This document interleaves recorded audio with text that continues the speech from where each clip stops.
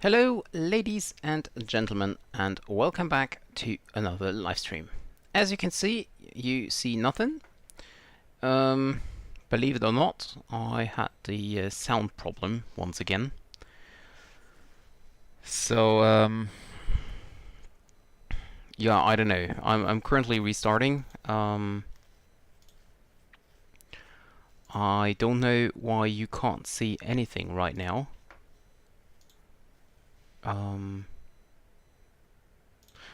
Okay. Because it seems as if there is a different version now from the simulator. That's weird. There we go.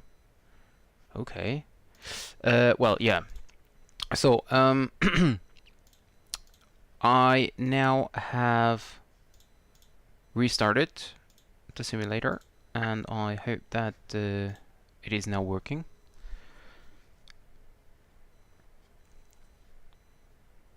Hi Zabak, so welcome to the stream. A very good evening. So yeah, it's a little bit annoying. Everything was prepared, and everything was basically set up. So it's a little bit annoying that I don't or didn't have any sound suddenly. That was really weird. But at least for now it is working, so as soon as I'm in the main menu, I'm gonna set myself to Tocumen, or Tocumen airport in Panama. And we go back to gate 125. Hi, it's Food. Welcome to the stream. A very good evening to you. So, okay. It looks good for now. I had sound in the menu.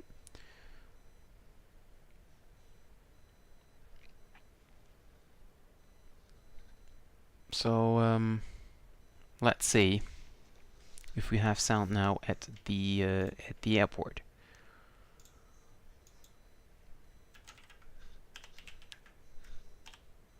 Okay, that looks good. Don't want to start it too early, but okay. Perfect. I got sound. So, handling by copper. Thank you, it's Food. Yeah, it was indeed crazy.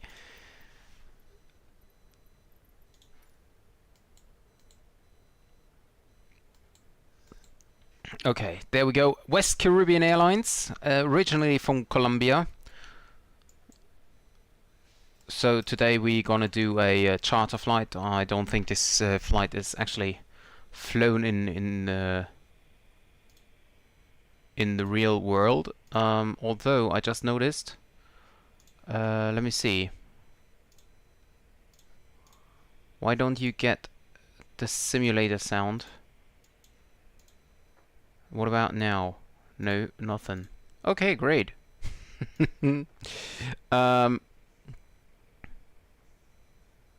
Well then, we do it like this. I think now you should have the sound if I'm not mistaken. Could you just confirm please if you have simulator sound right now? And hi Captain Kavu. Yeah, that's absolutely true. Battery on. Autopilot. Okay, great. Sound is good. That's good.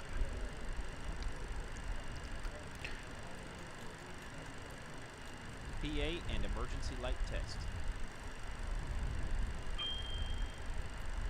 Emergency light's okay. Emergency light's okay. I don't know why I test this all the time, but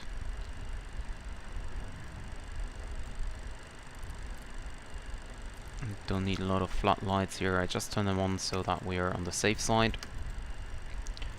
Cabin supply temperature 35, so we need the air conditioned unit. And for the cockpit, get the window open.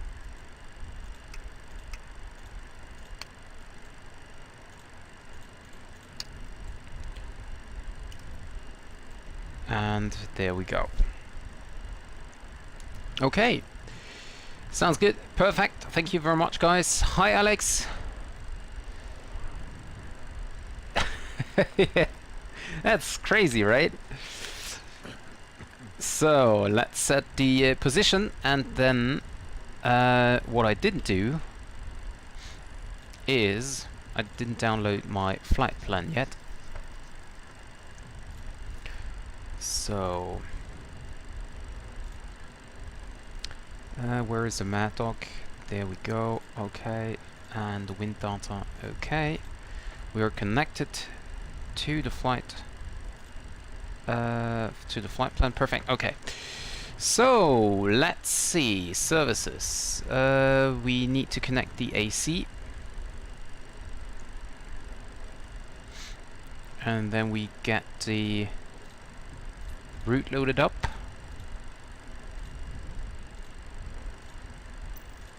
And GSX. Refueling truck is on its way. Please don't load aircraft until the fuel truck arrives and ask to do it. Cruising altitude today will be flight level 340. And this is interesting. Why did it select this routing? MPTO MHTG. That is weird.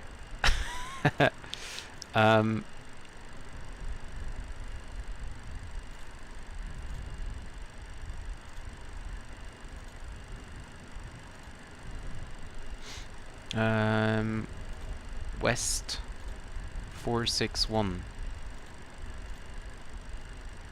Invalid entry. Okay, so then just take 461. Oh, I know.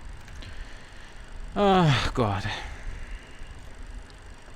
Is it so long time ago that I last flew the Maddog?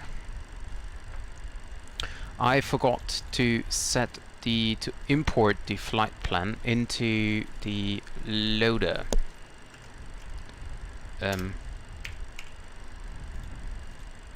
Okay. So now we should have the refresh data. At least I hope so. Yeah, there we go. There we go. Now we have the correct information. So let's just quickly request the setup. Trip fuel is 4815. Taxi fuel 363. Alex, you're gonna enjoy the approach today, at least if the correct runway is open. I will check that later on and request a flight plan as well. Okay, there we go. So now we are all set up.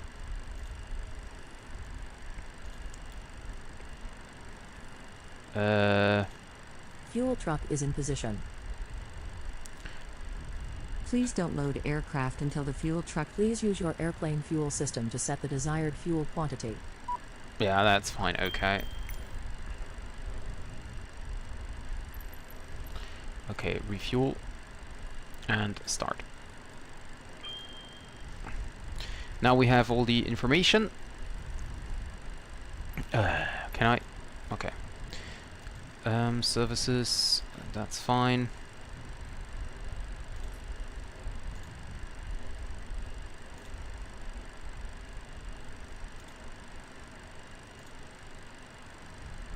Received messages. Okay, crew message. Preliminary weights, that was what we're looking for. So set of 0 fuel weight up.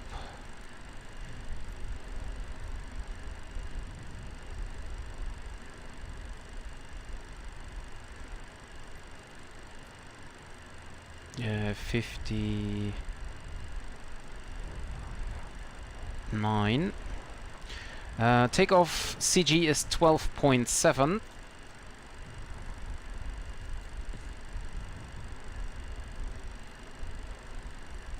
Set. And now get into the routing. Now this time it's going to work. I hope I don't promise too much. No, it is working indeed. Okay, there we go.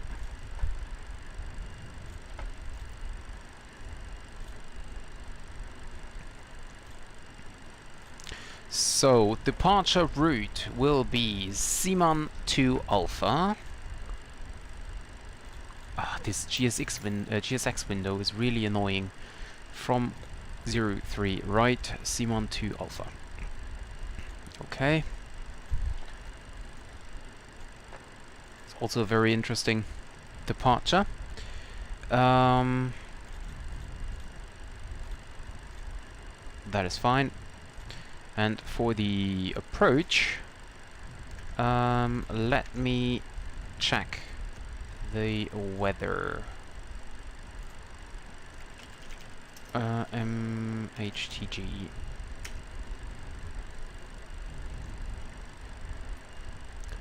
So let's see.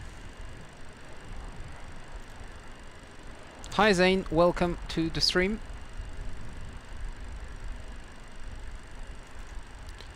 Okay, I'm still waiting. Ah, there we go. Varying with 02. Alex, you are very lucky. We're gonna fly the runway 02 in Tocumen, in Toncontin, and that means we're gonna fly the VOR approach into runway. Actually, runway 20 looks nice as well. Yeah, 20. I mean,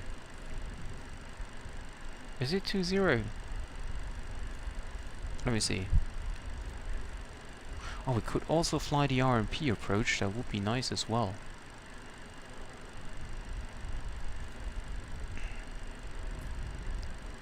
So we're coming from the south. So we're actually not flying the VOR approach. Or are we? 8,000 and then missed. Actually, I have no idea how you circle at Toncontin.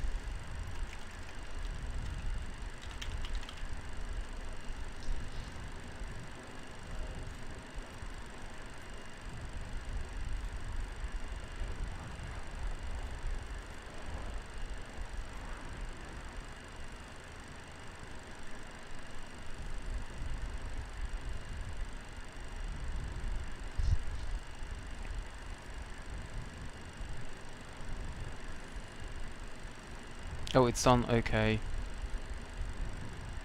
Hell yeah, why not? So we're going to fly the VOR 02 approach, VOR DME 02, and we're gonna fly Libis 1. I tell you, Alex, you're gonna love the approach. At least if I will be able to fly it. And oh, by the way, VOR 02 via the Libis and transition is Tango November, Tango Toncontin. Let me show you. So we're going the Libis arrival, so we're coming from the south here, and we're flying north, and then we're flying to Toncontin, where we start the approach into the VOR. That means we're gonna approach here at DME 1 Toncontin. We have to be visual with the runway and the airport, and then we're going to circle to land. So we make a turn back here, and then we go back all the way here over the mountain, over this one, and then circle to land. Never done that before. I just saw a video on how to do that, but to be honest, I have no idea if I will be able to actually do that. So that will be a very, very interesting approach then. Yes, I am sure. I am sure, and once we approach, you're gonna see how. You can see in the charts, by the way, you're gonna fly the VOR at 9,000, then you descend down to 8,000 until 7 DME, and from there on you turn around and then you start the approach. So you continue on a heading of, like while you're on the way back, you descend down to 8,000 until 7 DME, and then you turn here and you start your descent, or something like that. I don't really know. Captain Kavoo can tell me. It is. No, it's not. It's not. You will see. You will see. So, let me get rid of the charts here. So, routing performance. So, zero fuel weight is 50.9.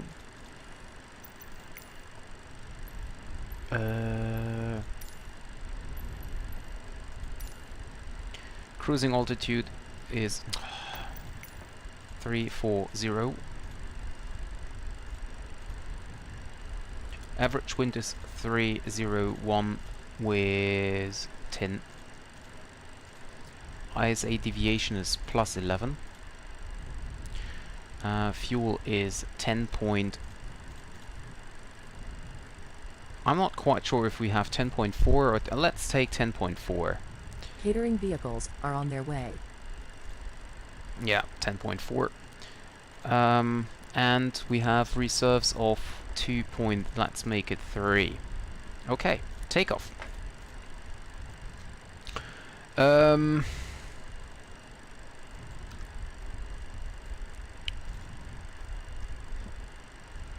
Okay, so we can set a flaps 11 takeoff. So how was that? If we could do a flaps 11 takeoff, I need to... No, I have to select it. No. Not this side, I have to select it this side. Flaps 11. And then it should switch here. At least I hope so.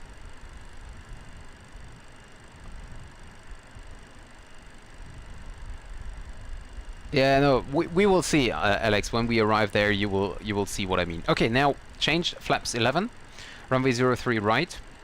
By the way, what is the temperature doing before I start anything here? Okay.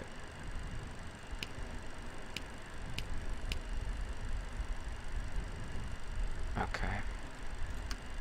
Cabin is still a little bit hot, but let's see if we can get it down.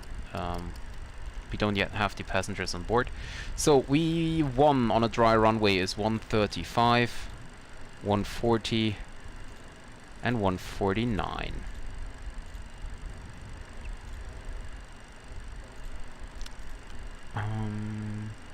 Flight level block 10.5. That's okay. There is a difference here between the fuel, but that is actually no problem. Because I already planned a little bit more. Boarding. Actually, yes, why not? Let's start boarding. Boarding requested. And there we go.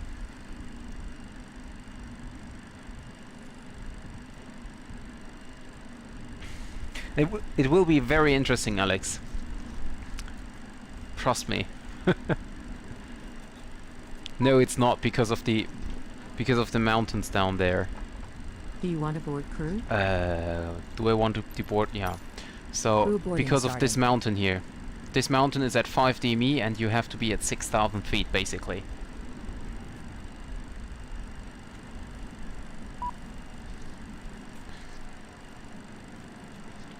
But as I said, you will see how it goes.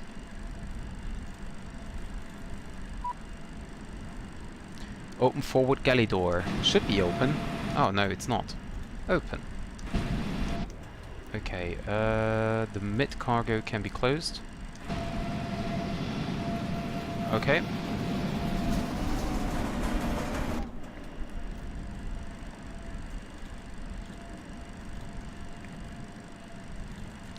So, as we currently have some time,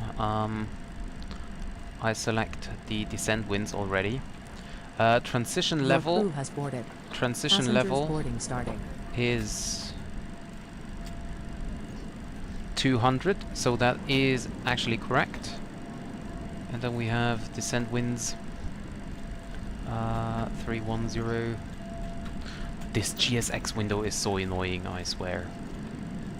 200 and 100. 286 at 29. 306 at 6. And 16 at 12. No, 16 at 2. There we go. Okay, so we're basically done. We just wait now for the boarding process to be finished, and then we are ready to go.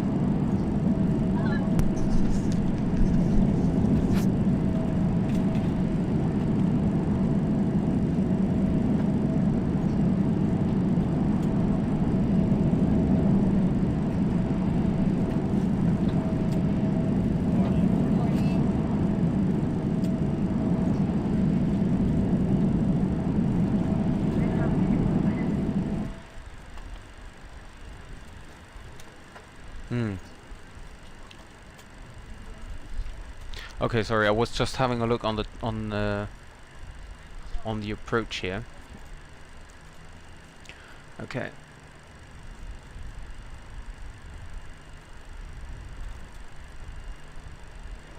So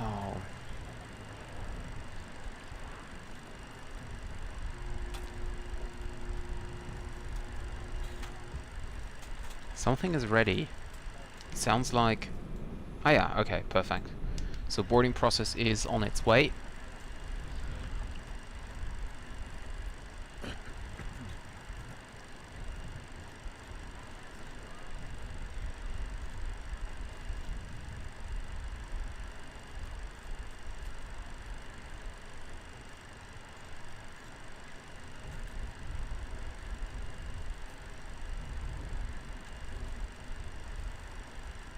Ladies and gentlemen, it is my pleasure to welcome you aboard. Federal regulations require that carry-on items are stowed prior to closing the aircraft door. Items must be placed completely under the seat in front of you or in an overhead compartment. Use caution when placing or removing items in an overhead compartment. Please let us know if we may assist you. To expedite the boarding process, please be seated as quickly as possible after stowing your carry-on items. Take a moment to review the safety instructions. Actually, we could do a straight-in approach with a little delay vector. Are also asked to review the exit row seating requirements. If you are seated in an exit row, you may be required to assist the crew in evacuation. If you are unwilling, no, we're going to do the VR runway 02 approach.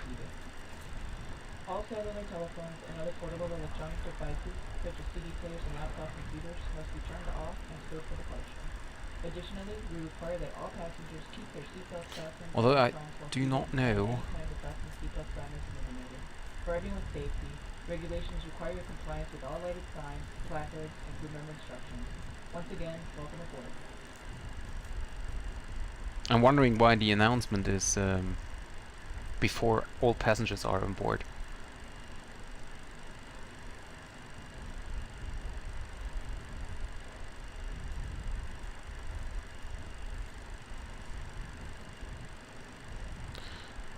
So what is the routing? I'm a little bit confused right now.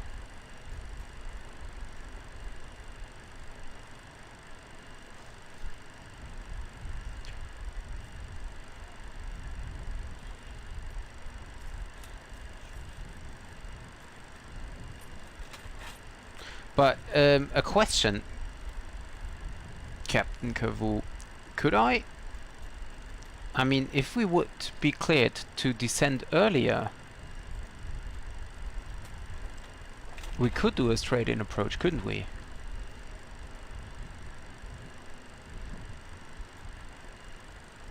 I mean, if I have a look on the charts again. I'm just because I've never been to Toncontin as well.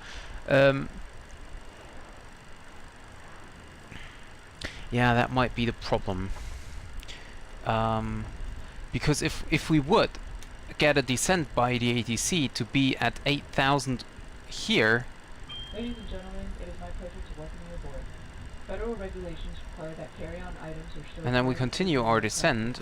Well, let's just fly it out, and then we're gonna see what's happening. Use caution when placing or removing Right? items in an overhead That's compartment. probably the best decision. Please let us know if we may assist you. I mean, I know that there is the circle approach. I know it, but I've never been there, so I have no idea how the approach actually looks like. Passengers seated in rows 25 and 26 are also asked to review the exit row seating requirements. If you are seated in an exit row, you may be required to assist the crew in an evacuation. So load sheet, 0 fuel weight is 59. Just please have to be reseated. Okay, All okay. telephones and other portable electronic devices, such as CD players and laptops and computers, Okay, 12.7. We set 12.7, right? Yes, 12.7. Flaps 11. For everyone's safety, regulations Okay. require your compliance with all lighted signs, placards, and crew member instructions. Once again, welcome aboard.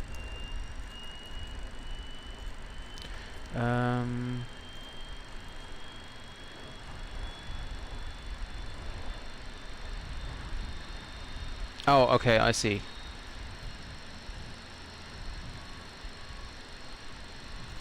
No, there is no chart on how to circle.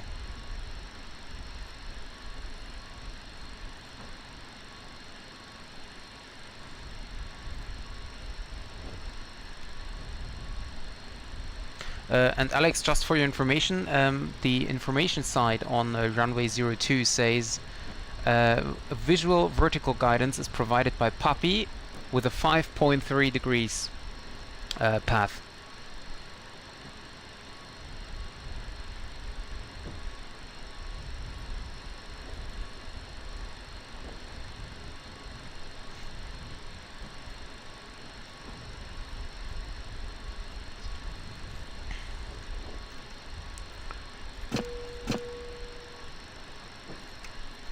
So ground power off. Getting to use system A today. We can dismiss the GPU already.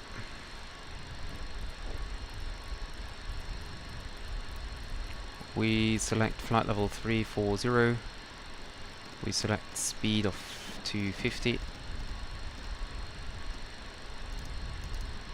Versus of plus 1000. Flight directors on. Nav. There we go.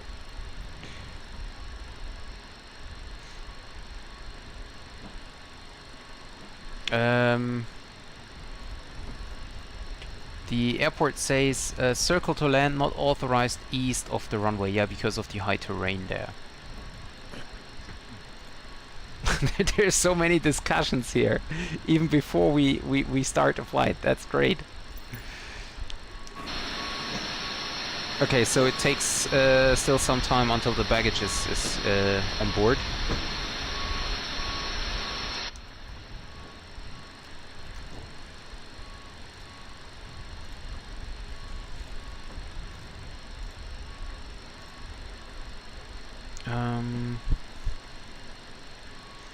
Disconnect the GPU.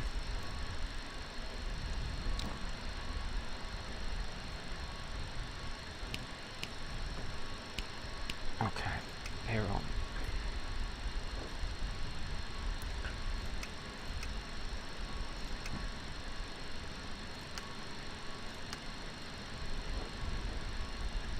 This is set. This is set. That's fine. Get rid of this. Okay, so we're just waiting for the baggage now.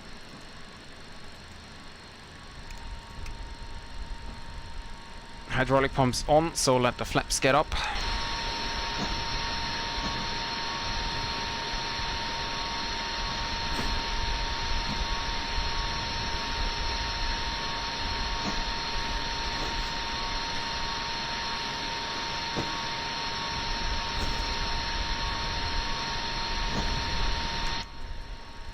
So, by the way, Alex, for you, we have no tablet, we have no auto brake system, so this will be a flight how you like it. Especially for you today.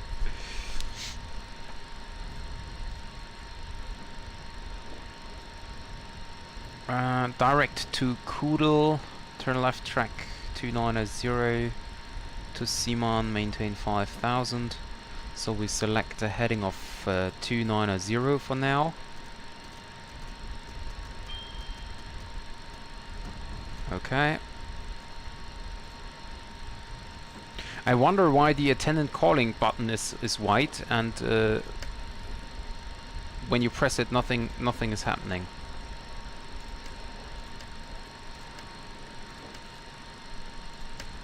No idea.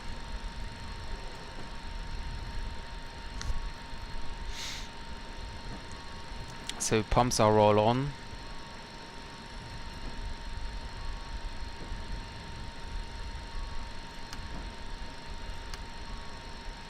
Getting it a little bit colder. Okay, and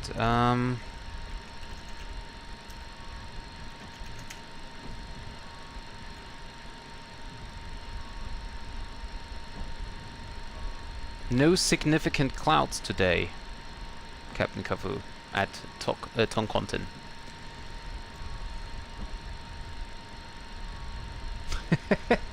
Yeah, true. That is indeed true. 30 degrees, okay. QNH is 1012. 1012, 1012. Okay, what is about the baggage? Okay, first one is done, second one is done in a minute. So we can start the pushback.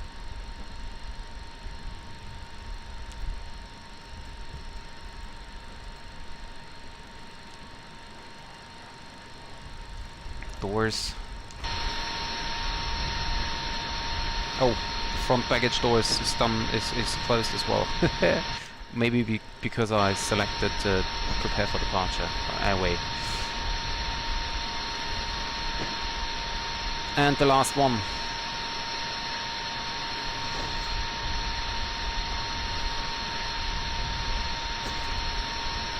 Wonderful.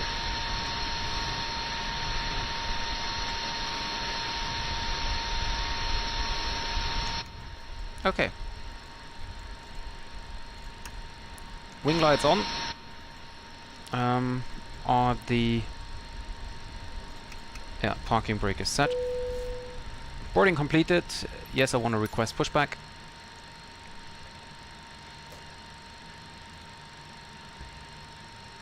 Face to the left.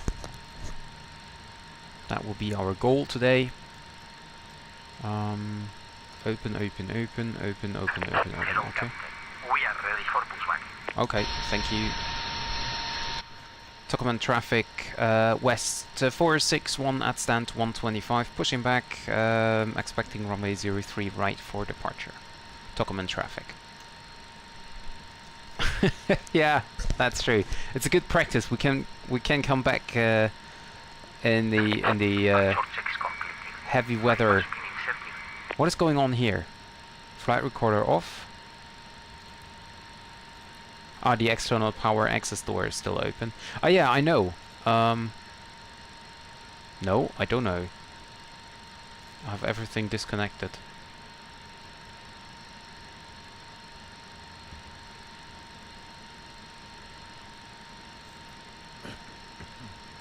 Okay, so we're just waiting for the Locking gear.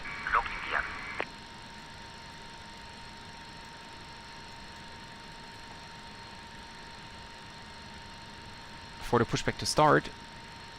Pilot stall heat. Okay, yeah. Leave it as it is. It's not too hard. Nose left. Tail right. Parking brakes, please. Start the chrono. Release the brakes. Push. All engines clear. Start at wheel. And we're gonna start engine number 2.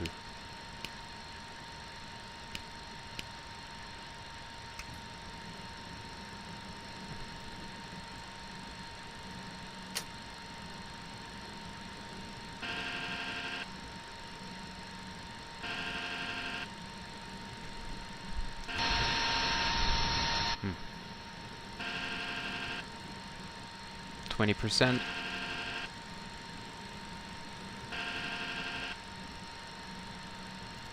Trim is set.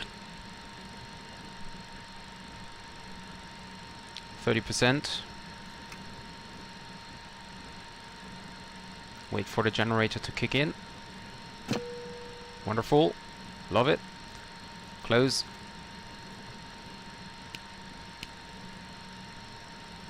And start engine number 2. No, 1. Where are you pushing me? Okay.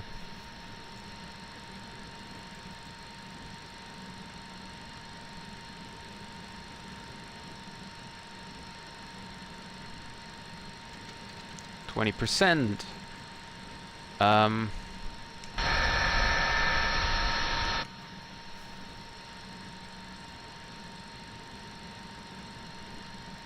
I don't know, because this is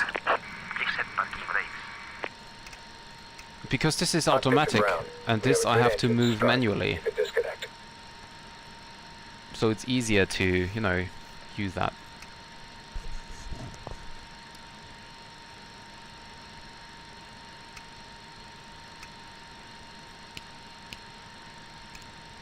APU off.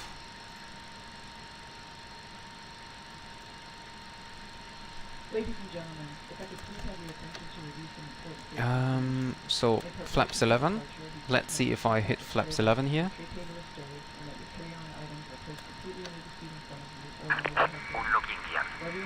With the honeycomb Bravo, it's not too easy. Okay, flaps 11 looks good. Whoops. Oh yeah, okay, looks good. Let's do a quick flight controls check. Up and down, left and right, rudder right and left, all clear. Pilot heat or pitot heat on.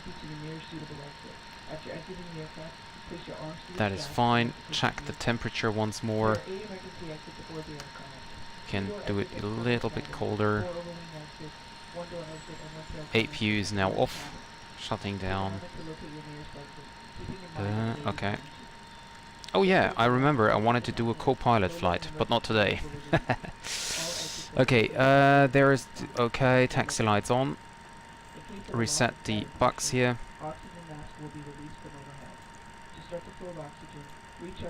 Okay.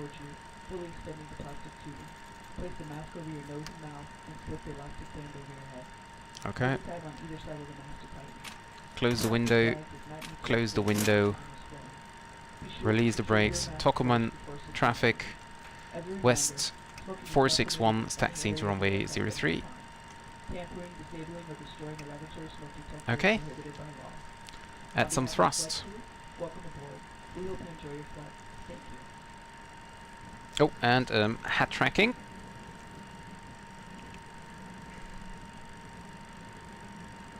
Flight directors are on.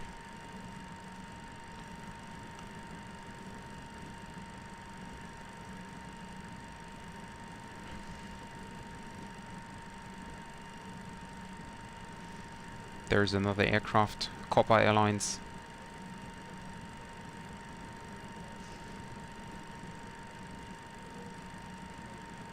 I wonder why there is so much dead space here.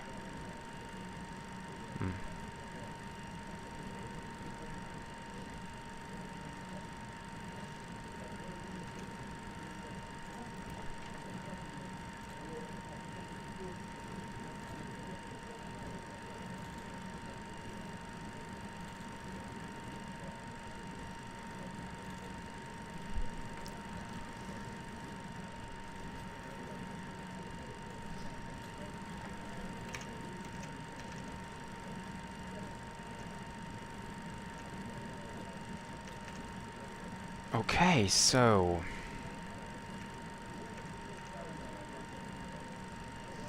could add some more thrust here. I want to.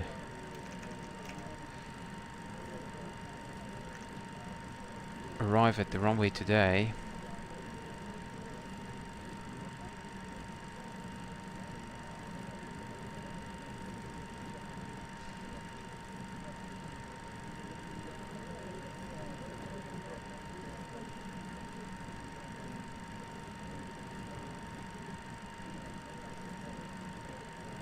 So I noticed that I have some dead space here on the throttles. Or maybe it's just not usable for the Maddog, that's also possible. So if I go to idle thrust. Okay, now I add like a centimeter of thrust. Okay, no, it's working. It's not too much, but it is at least working. Okay, okay.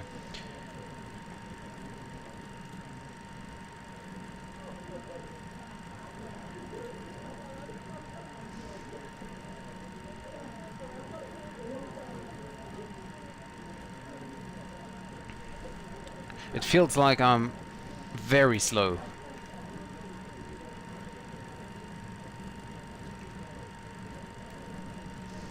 But I'm taxing 20 knots, so... Where's this other aircraft? Oh, there it is. Copper Airlines.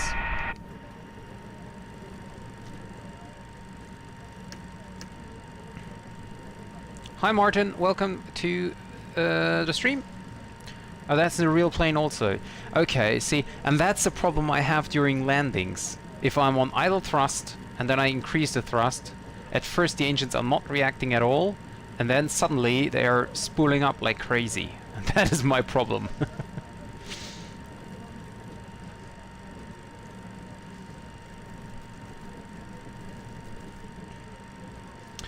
So, auto thrust is still off.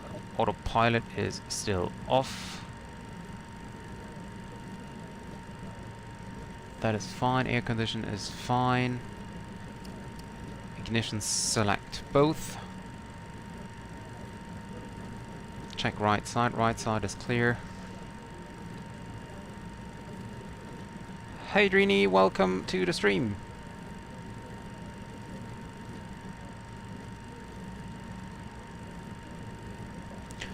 I am on VATSIM, but nevertheless I could take heading 220. Well, that's not according to the charts, but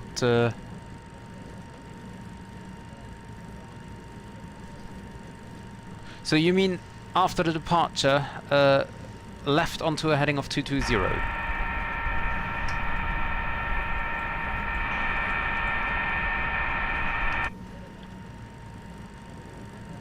Well, I mean, that wouldn't be a problem, is it? So we select heading 220.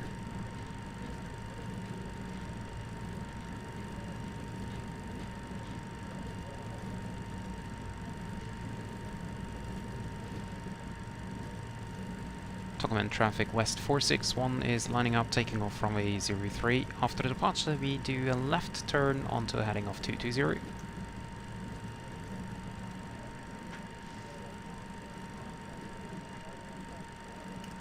Strobe lights on. Disco on.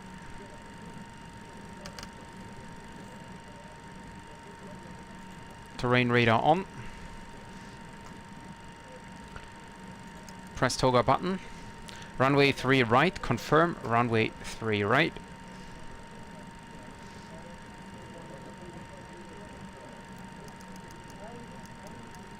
$1,000 up.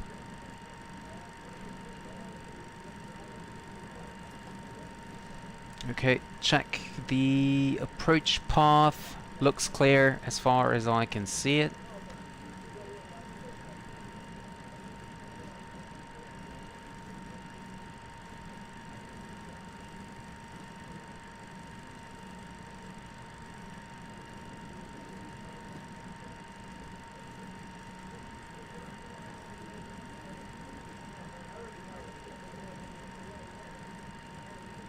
Okay, windows closed. Yep.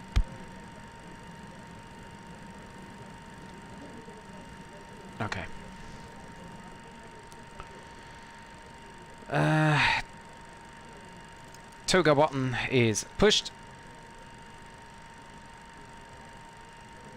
So is it in front of the mountains here, Captain Cavu?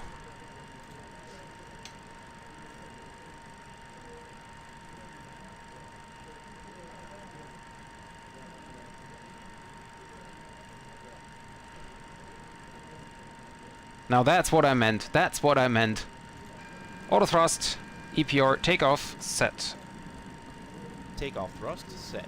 Checked.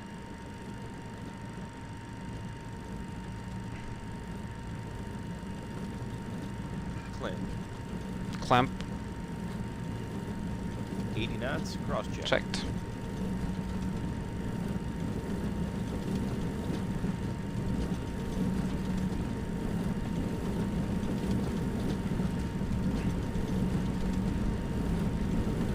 V1. Rotate.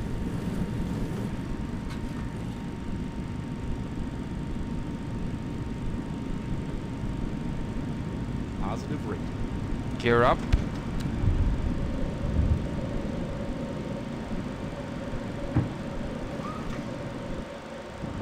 Gear up. Lights out.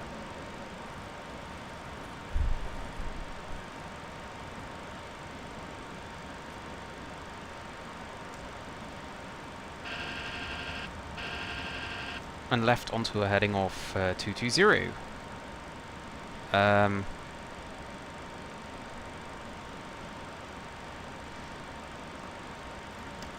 Heading select.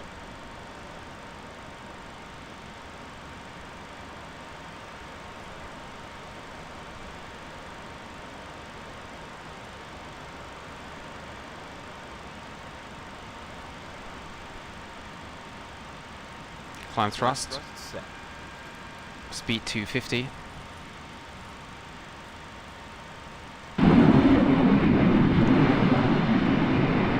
Uh-oh. Wow.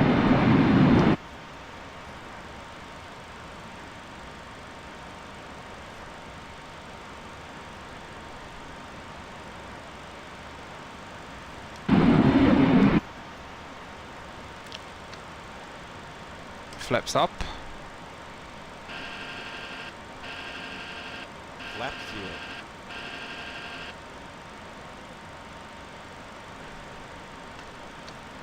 And so let's retract. I can't see anything.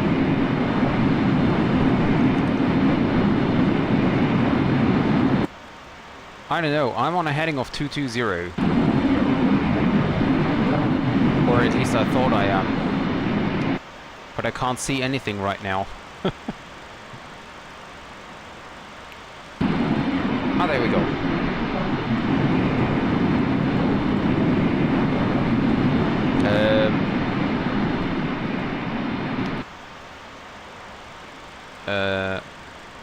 I can't see any channel or kennel. Let's get onto the route.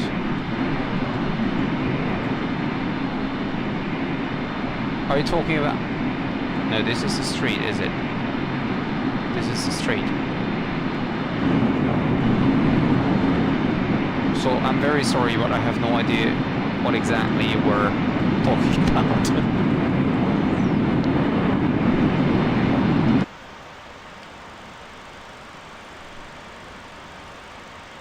B-Tor, okay.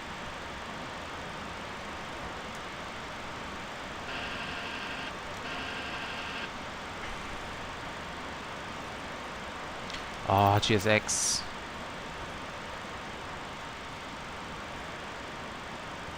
Invalid entry. B. Oh, B-Tor. Yep, that's right. There is no waypoint B-Tor.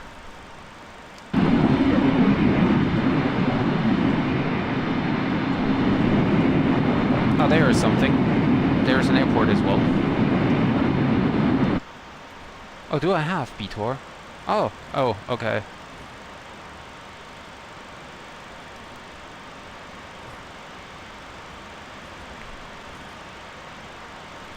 So nav.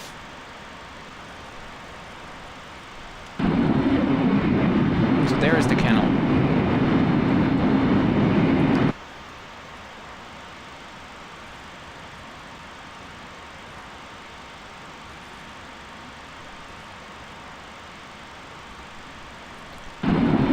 Yep, yeah.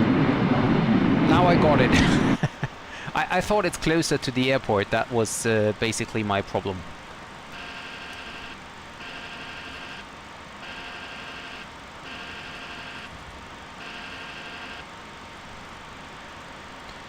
So, nav set. Vert speed 1000.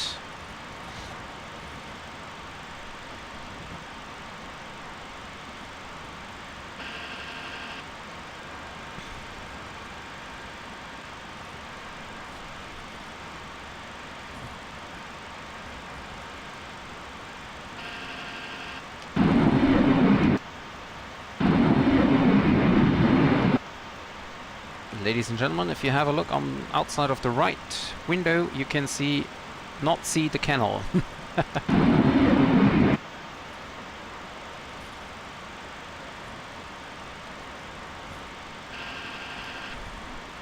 Okay, so anyways, heading hold, autopilot on, arm flight level 340, word speed 1000, and go for EPR limit. Climb thrust is set.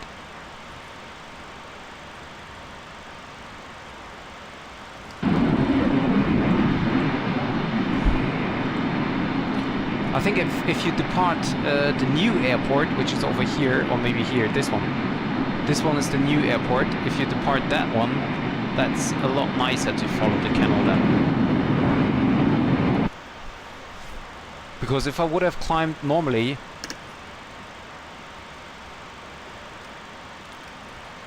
then I would be way too high already to enjoy that view.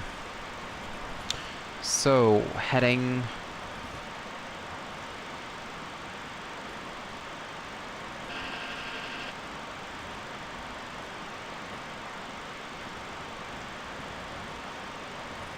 Okay.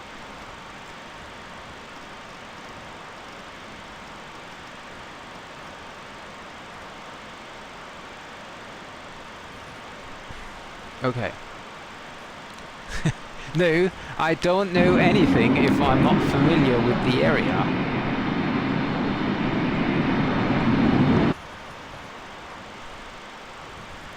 So nav mode capture, the arm. Terrain, come on, terrain radar off. Weather radar on.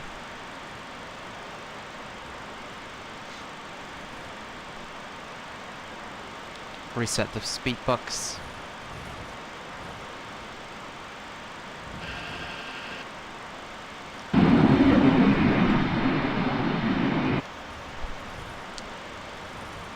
Oh, is it? Okay. Oh, you're talking about the Panama Canal. Oh, goodness. I totally forgot that. Of course you're right. Tell me that we are in Panama, then there would be no problem. Yes, of course it is. Although, I thought it's more straight, to be honest. I thought it's a way more straight.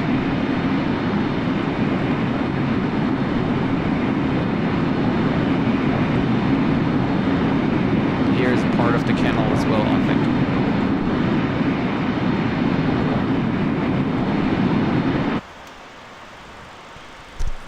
So now we should capture nav. Perfect, nav captured. EPR climb, IIS climb with 310 knots.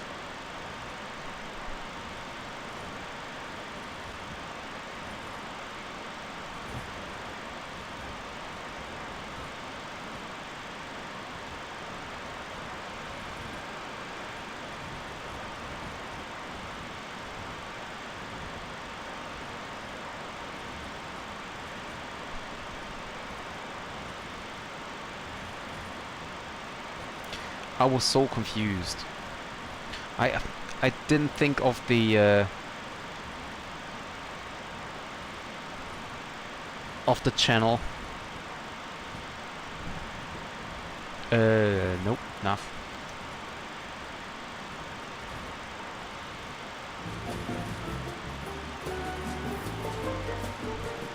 Okay, there we go.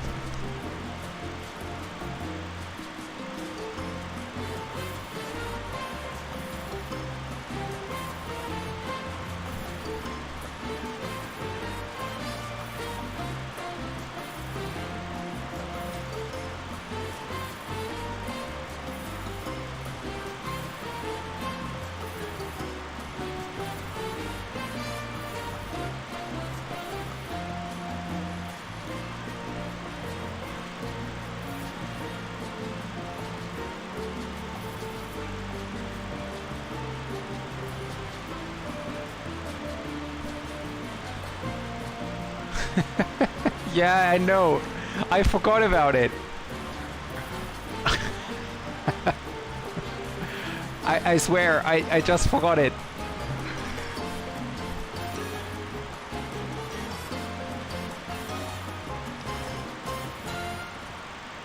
So, passing flight level, we're 18,000 feet in a few seconds. So we can select 1013 here. Well, Alex, it could be your own preparation to have a look. Oh, hey, Dennis is flying the Maddog somewhere I'm not familiar with. Where is it?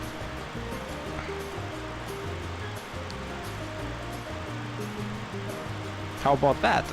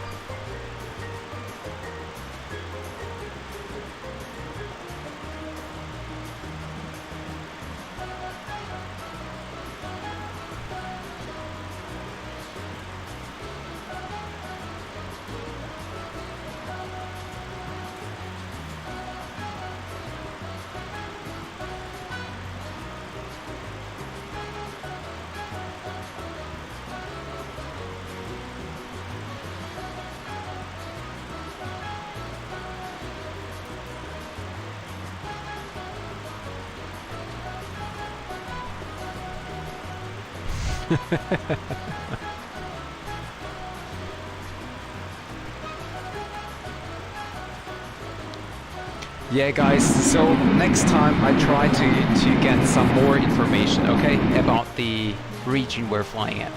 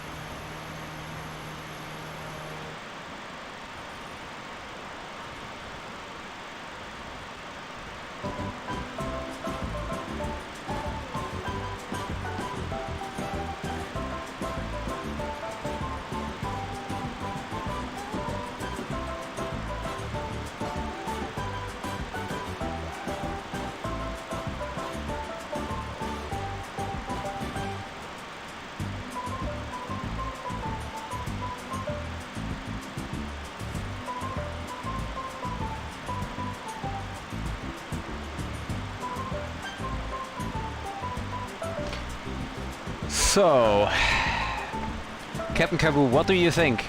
Will I be able to stop on the runway? Or will I exceed the runway? How many go-arounds do you think I need?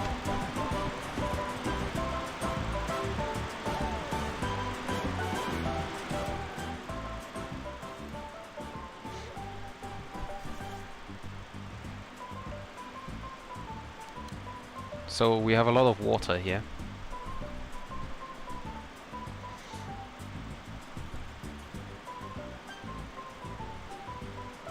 By the way, my aircraft switched automatically again away from 122.8. That's so weird. Okay, I'm back.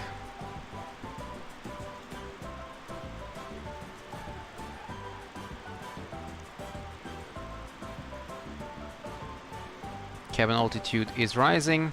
Perfect. Okay, warm up a little. Everything looks good. Hydraulic pumps can be back to low. Auxiliary pumps and transition pumps off.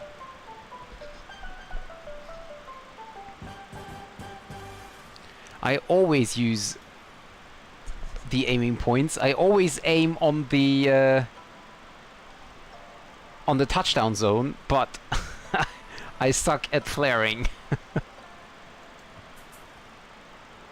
The thing is, I either flare too late or too early, never on point.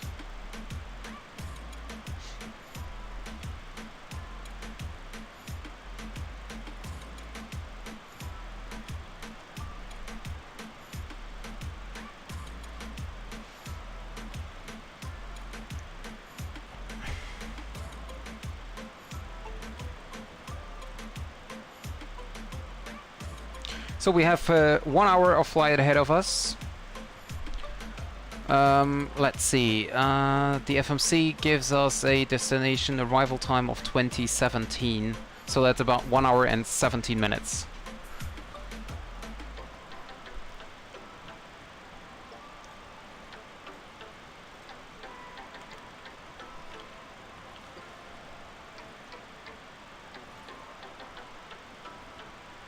So, so what about Toncontin? Where is it? Well, as far as I know, Toncontin Airport is located at Tegucigalpa in Honduras, and it was a former civil airport and military airport. Today they are. I'm not sure if they still use it for military, but they use it for private flights only.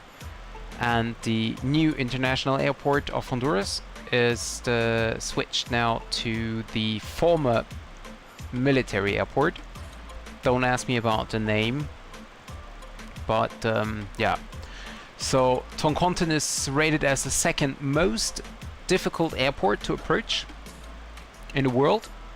I think number one is Paro, I guess.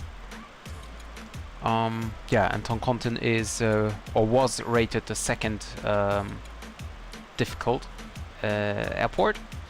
I think the normal flights were stopped at 2000 and I don't know. It's not too long. What about 2009 or something? Where they decided to.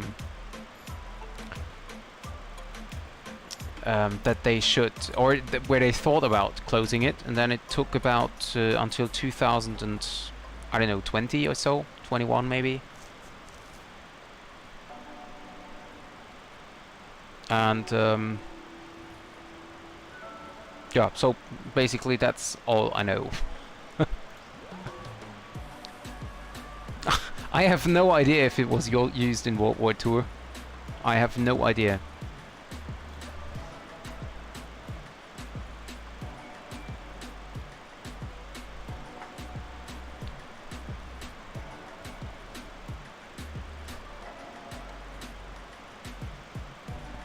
So, and I switch off to Mach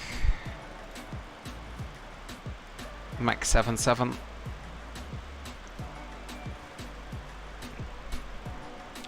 For the climb.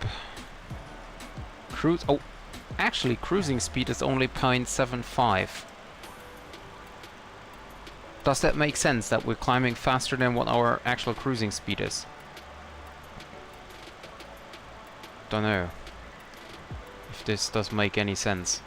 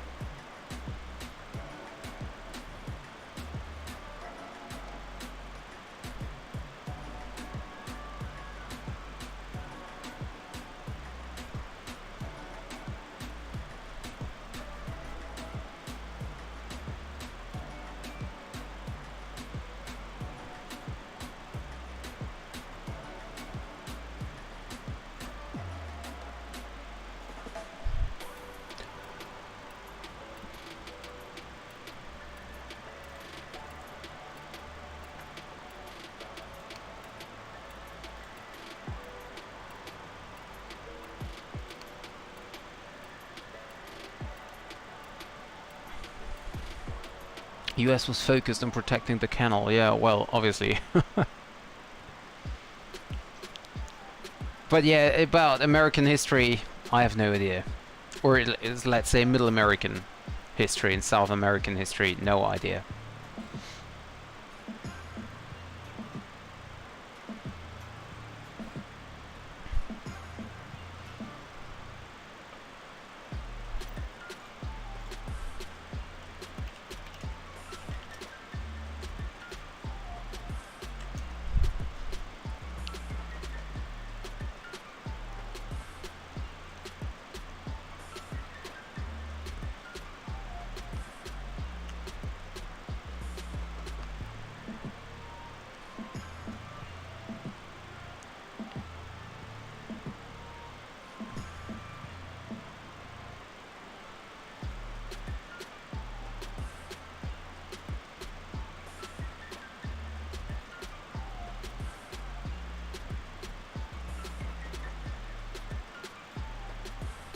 Well, the music is kind of weird, is it?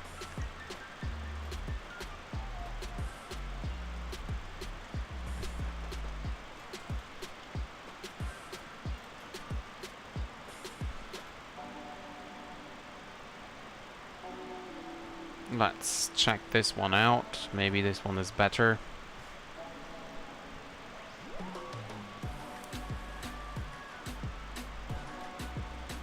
How do you know all that?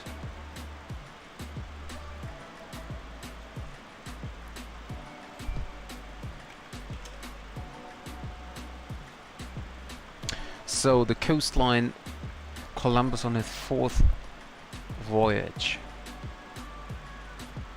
I don't actually know where I am exactly, so let's check that.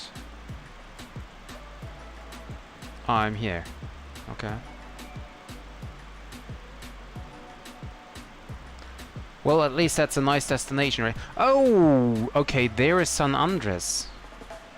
Actually, West Caribbean Airways, what I am flying at the moment, is based, or was based, at San Andres.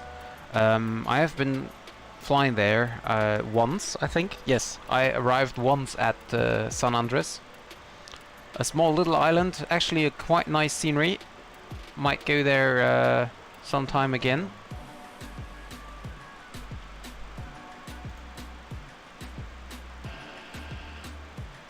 Yeah. That's, yeah. So go on cruise thrust as we're approaching flight level 340. Mach 0.77, nav track, alt hold, that's fine.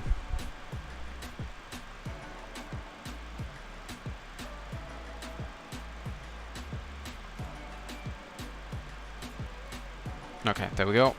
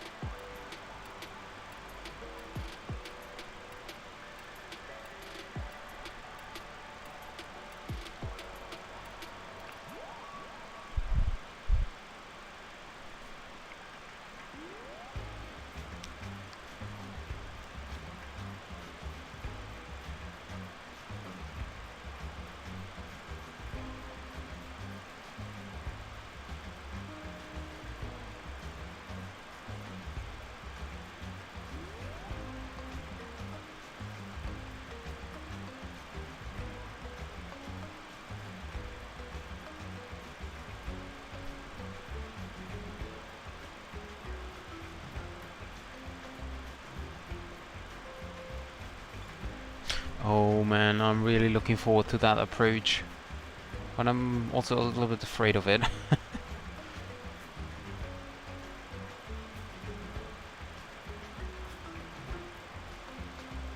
And I'm mostly afraid of, you know, losing visual contact to the airport.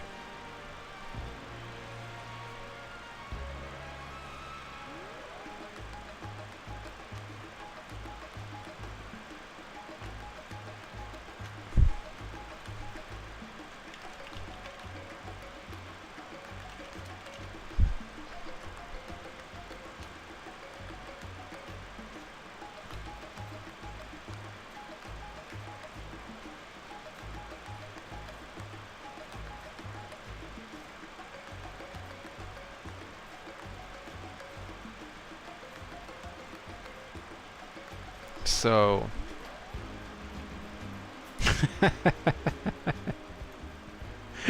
Useless information for 35 years.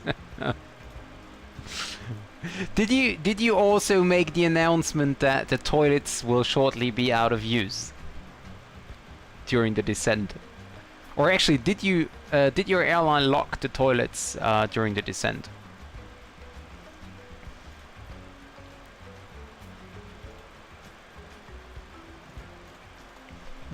That's something Alex would be very interested in.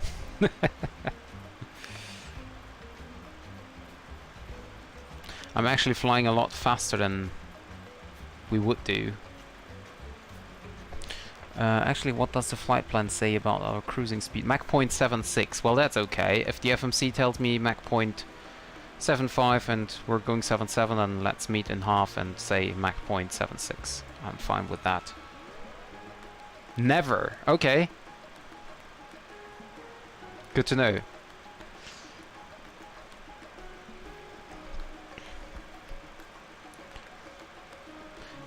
I swear, I just looked for some Caribbean music. But it... apparently... they didn't find anything. Okay, let's see. No, that we had already.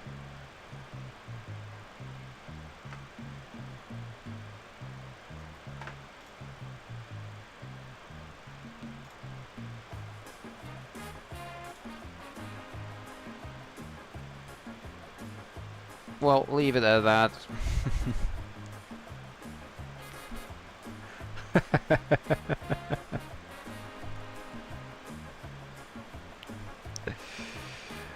Yeah, that might be true. Okay. I admit that's a reason. That's a valid reason, actually.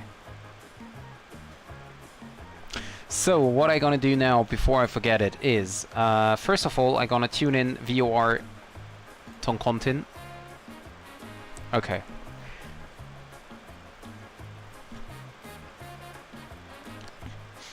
So, then... what's next? We're going to fly off a radial of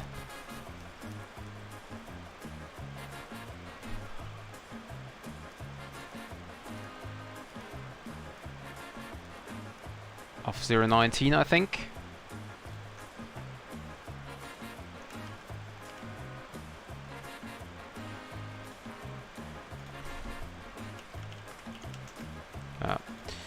And yeah, exactly, it's 19.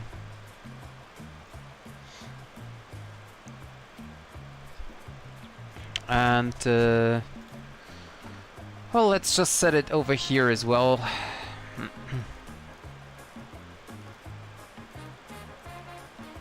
Okay, 019. Only during the descent, Alex, and not in every airline.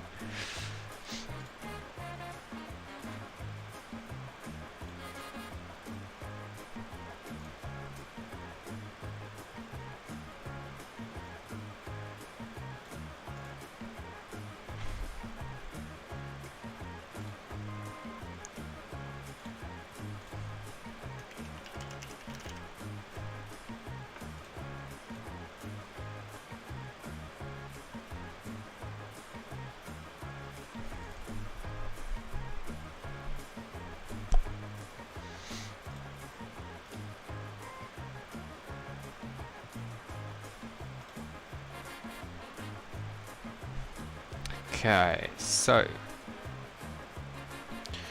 VOR is entered 112.3 with a course of 019. This is where we're gonna approach.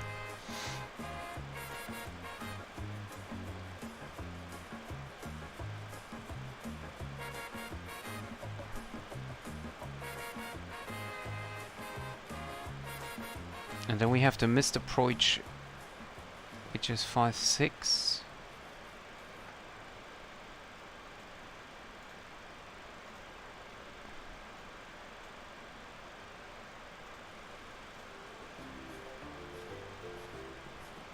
Hmm.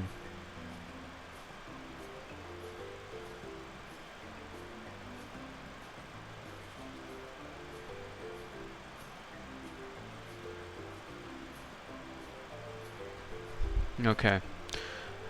Captain Cavu, let's just discuss the approach again, please. So, if I understand that correctly, we come in from here, and we will be coming from the south anyway. So at DME7 I start my descent down to 6,700 feet at DME5. Then I start my descent to, what is it, 5,000 something? 5,600. Until we get to the missed approach point. And then we start the circling, right? Or do I overfly the airport at some point? That's basically my own decision, right? So after the missed approach point, we can start our circling. And then we get back to the runway.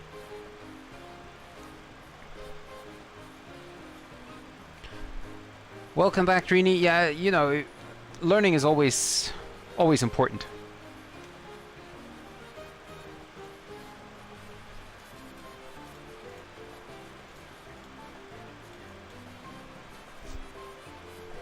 So that's how I understand, because down here we can see the missed approach point is still way above the actual, like, the imaginary glide path. So from my understanding, yeah, so okay, so we descend down to the missed approach altitude, and from there on we overfly the airport and then do a circling back onto the runway. Okay.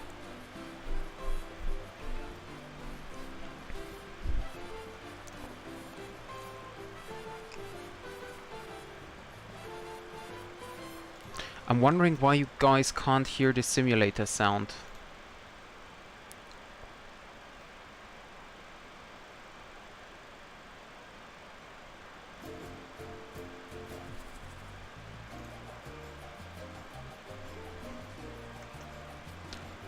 That is kind of weird, actually.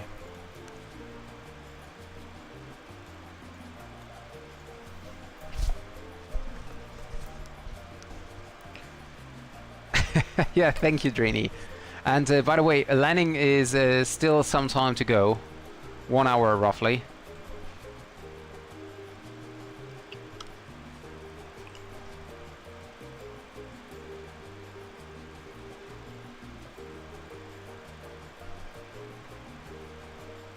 Oh, you hear the music and the background. Okay, good. Oh, the sun is coming in.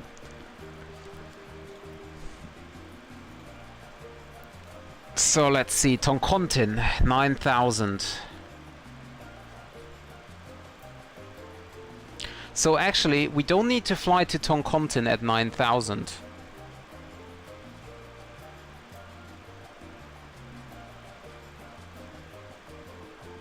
Because we're coming from the south, we can shorten that a little bit. Yeah, I think we're gonna do that.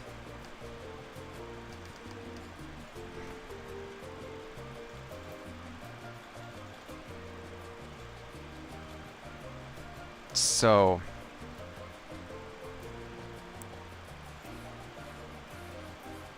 exactly, we don't need to go to Toncontin. We can straight go to FS02. Basically here.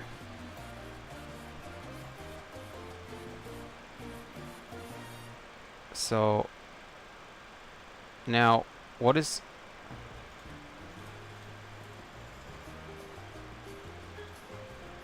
FS02? FS003? No, we can... Oh, whoops.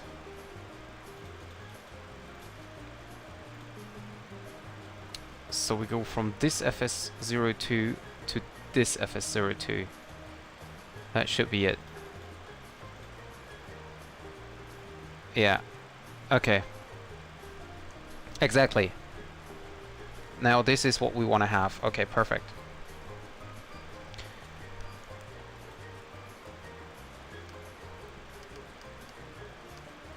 Okay, and there's the top of descent already coming in. Perfect.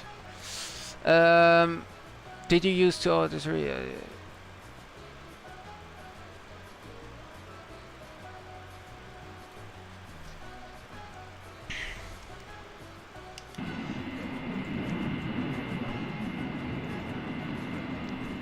The coast looks really weird.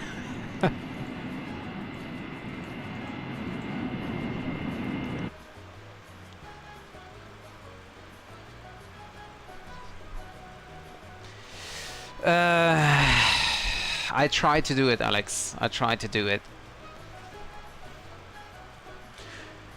But really, since I'm streaming, I've never flown a complete autopilot approach like they do in real life, you know?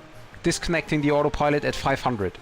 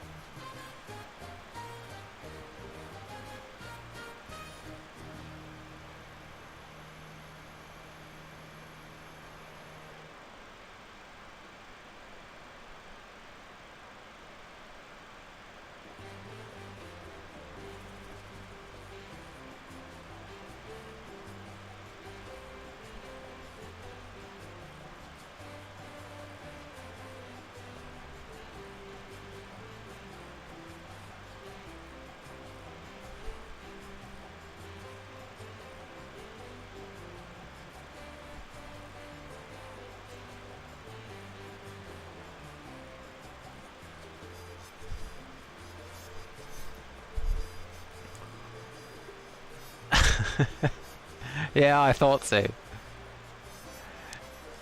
Hi Junior Alija, which company it is? West Carribean. The airline doesn't exist anymore today, but it is an airline from Colombia, West Caribbean Airlines. And we're going to land in about an hour from now. So we still have some time left.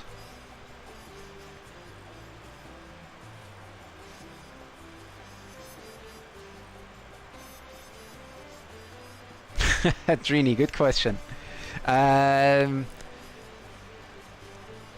Because Alex thinks that I can't fly manually. Or, no, that's wrong. Because he thinks that I need manual training. And manual flying is a lot more interesting and challenging than an auto land. In real life, actually, we weren't allowed to land at Yakutsk because they just have a Cat 2 landing and no auto land.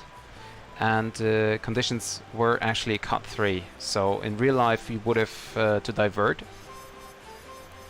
to a different airport. But I was just trying to, you know, fly manually to better learn the aircraft.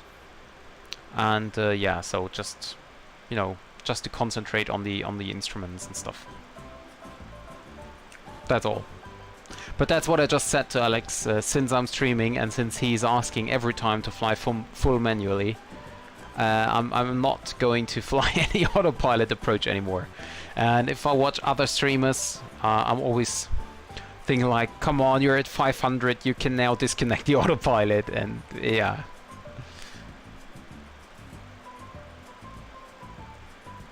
I don't even think that real Russian pilots would have done it.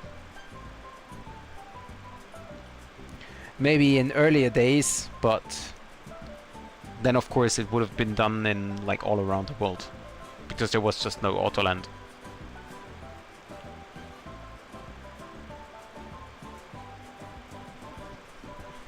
So unfortunately we can't see a lot outside. It's just midday. Is that icing? Or is this just dirt? I don't think it's icing. No, we have no ice. No, we have no icing on the nose. Hello.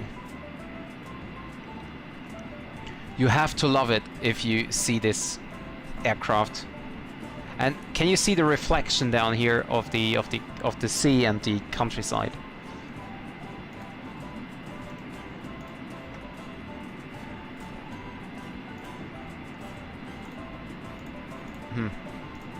I love it. I love this view.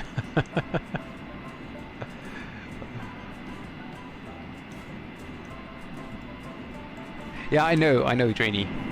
You have traveled twice in your life by plane and would do it again. Yeah, it's... Oh, wow. Traveling by plane is really nice sometimes. Where did you go?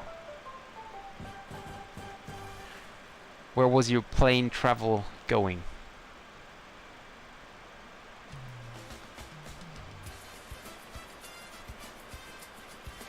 I think I should go into San Andres once again. It's a really nice scenery on a little island. We could hop over there from Jamaica. From Montego Bay. By the way, Montego Bay is also very interesting to arrive. Very nice scenery as well.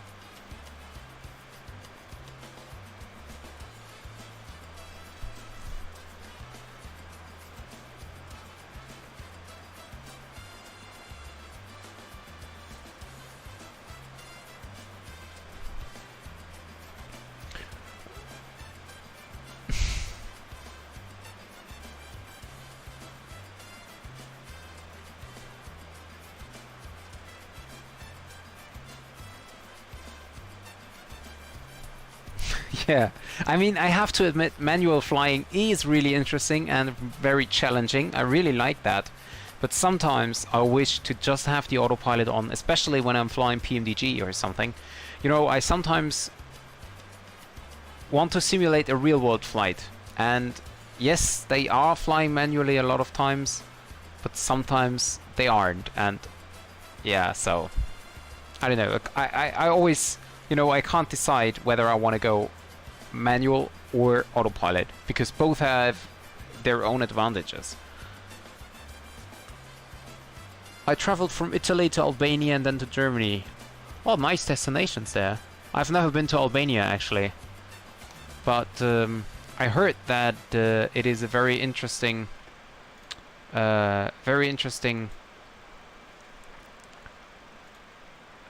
destination. Very nice country.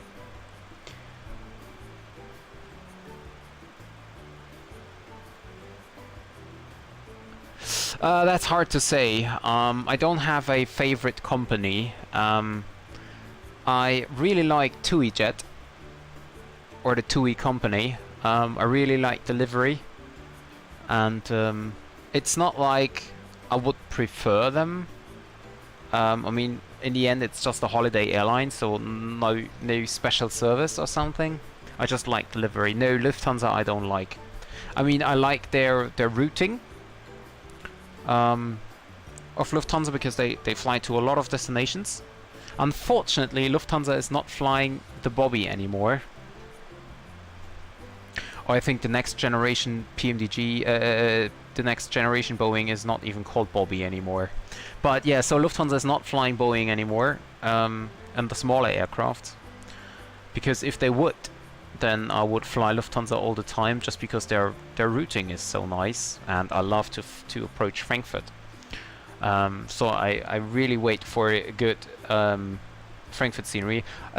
Recently, I asked Inibuilds, after they released Heathrow version 3, I asked them if they plan to do Frankfurt, but unfortunately they don't plan it. As usual, no one is planning Frankfurt. I don't know why actually, but yeah. I prefer Wizz Air. Actually, I've never flown Wizz Air. I have flown Ryanair, and I like them. I mean, you get what you pay for, and I really love Ryanair for what they are doing. But I can't compare to Wizz Air or EasyJet. Never flown both of them, so. Yeah, see, Alex. Yes, I like Ryanair. Yes, but a 777 is not a short-haul aircraft. You know, I would like to do the A320 routings with the 737 of Lufthansa, but they haven't. And the 777, of course, is nice. I will do some 777 flights, I think, once... oops, wait a second, I hit... Yeah, exactly, I hit the trim wheel again. So I will fly the 777 once PMDG comes out. But you know, as I said, long-haul streaming is always very exhausting. So I probably won't do a lot of long-haul streams. But also I don't want to fly the short-haul 777 like Emirates and stuff. So I have to figure out the, how to say, the short-haul 777 routings, like for example KLM. They are flying the 787 from Buenos Aires to Santiago de Chile. I did that flight already. But it's not easy to find that out. And if so, then we can fly 787 as well. But yeah, I just have to find these kind of flights.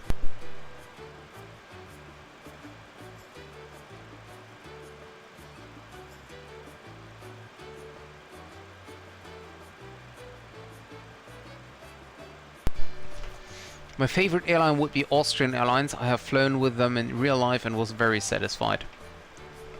Yeah, I often hear something good about Austrian Airlines. Actually, I've never flown them. Actually, I've not flown too much in my life. But yeah, Austrian is basically the same. They don't have any 737 anymore. I would love to go to fly 737 for Austrian, but unfortunately they only fly Airbus. And to be honest, I mean, I have the Thrustmaster Airbus edition, and Airbus is nice, but yeah, I don't know. I just prefer Boeing. Also, there is a scenery of Egelsbach from Flying D. Well, Egelsbach is just a business jet airport. That is not Frankfurt International Airport.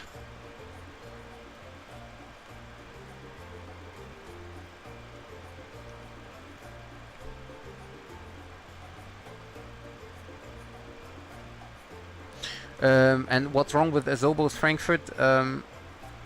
Yeah, but the field air scenery, you can forget about it. It's awful. It's really, it is absolutely awful. I didn't have it, but I saw some videos of it and read the comments.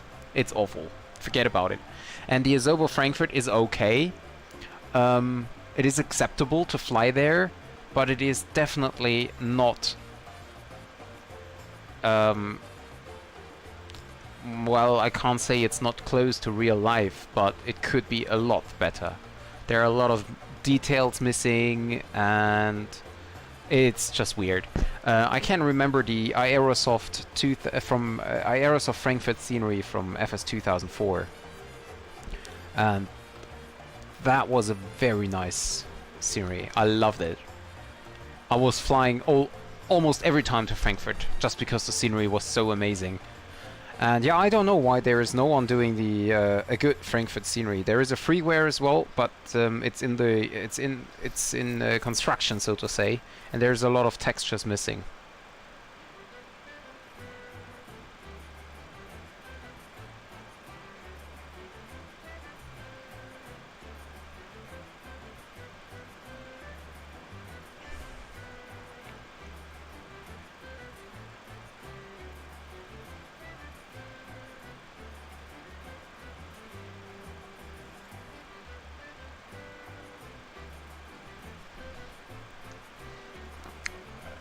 Dennis really wants a 737, yes.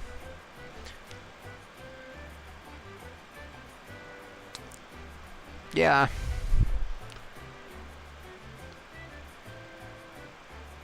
But I just don't like. I think Airbus is. I mean, I'm really a fan of autopilot, you know. But the fly-by-wire system of Airbus, for real life, it might be good. But I feel it's just. I wouldn't say boring, but it's, I don't know, I can't get along with it.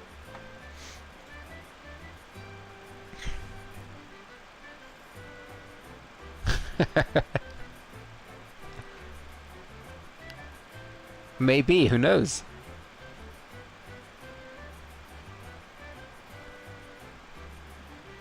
It's getting a little bit bumpy.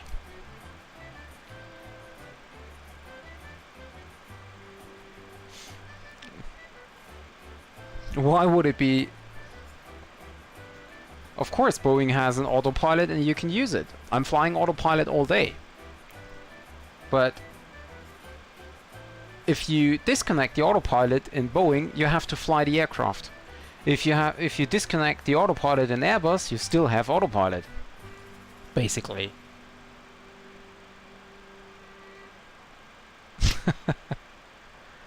No, I also can speak English with a German accent. That's okay for me. I really have to concentrate about it, but it is possible for me to do so.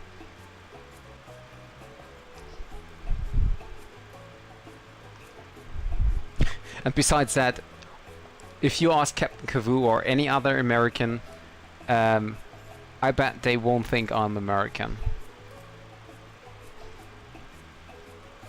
Especially if sometimes if I have a weird mixture of British and American English.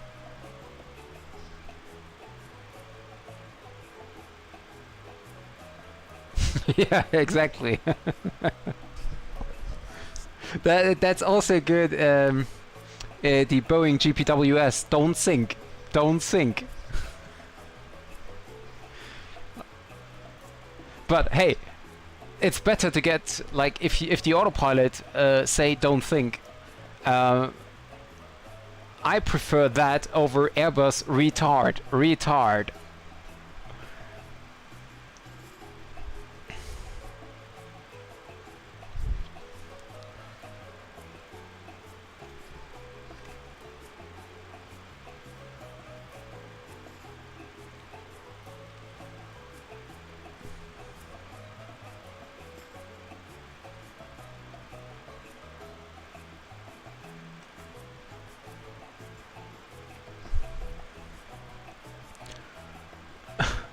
Would I add wrong that for flight simulator that will be boring, but for yeah, of course, Srini, absolutely correct. That's why I said it's for in real life it's very, you know, good for them. But yeah, for me it's just as I said, I wouldn't say it's boring. It is not. I mean, have a look at EasyJet sim pilot. He's flying Airbus all day. He's only flying EasyJet, so he's not even switching the airline. But yeah, I don't know.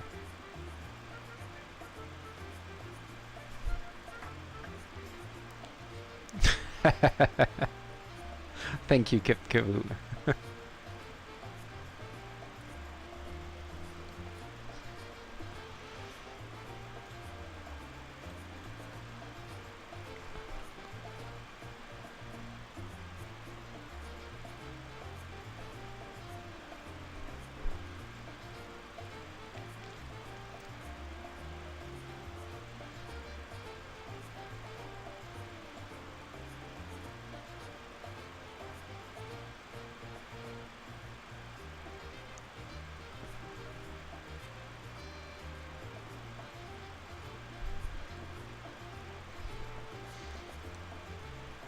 Oh man, this approach is going to be crazy.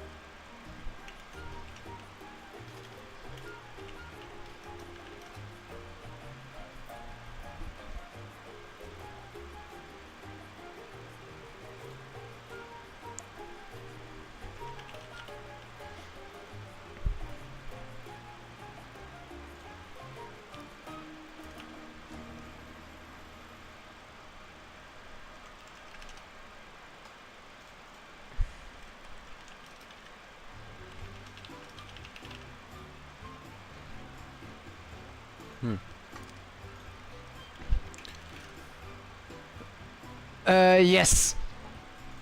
There are volcanoes.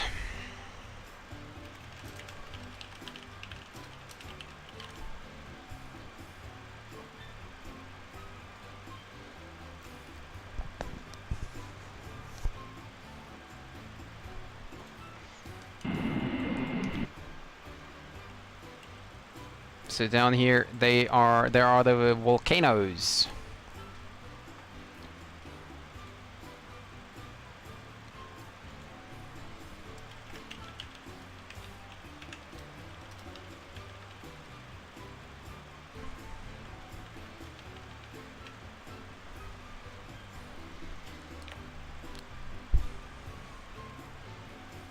Yes, I did. Well, not check it out, but I saw videos of it, and well, it's not trash. I mean, at least it's better than Captain Sim and the Latin VFR stuff. But yeah, I will definitely wait for the final product, and then yeah.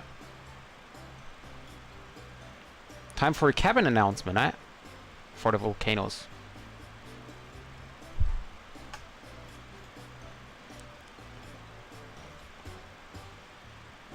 Señoras y señores, desde la cabina les habla su capitán. Solo quiero informarles que del lado izquierdo ahora pueden ver el volcán Maderas, seguido del volcán Concepción. Maderas and Concepción.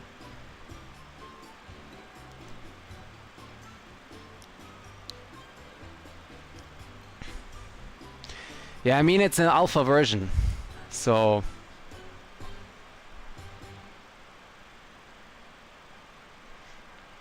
they get the money to continue development, and you know, you have to trust them that they will finish the product. By the way, they also stopped working on the ATR because there are like I don't know, several companies working on an ATR, but different ones. So it's not the same, like independently.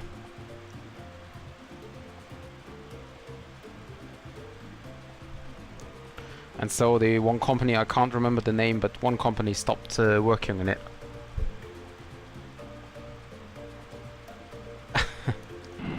Yes, there are people. Well, I don't know. There are small villages on it. Yeah, you can see here are some fields. So there are people. There's even a small airport here. So there are people living on it.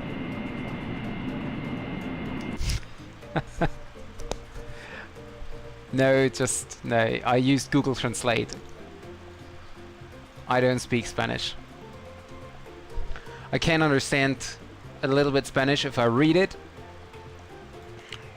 Then I sometimes can get what it's about, but actually nothing more.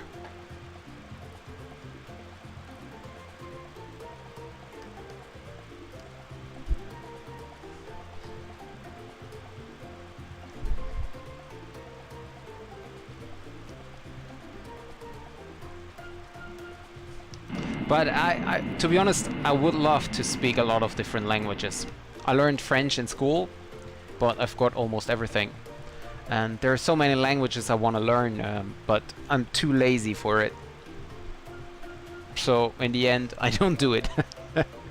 Yeah, Russian is actually on the list of languages I would like to learn, but the problem is that I'm just too lazy to, you know, stick on one language and learn it. I started Arabic, and then ended it after a few weeks again.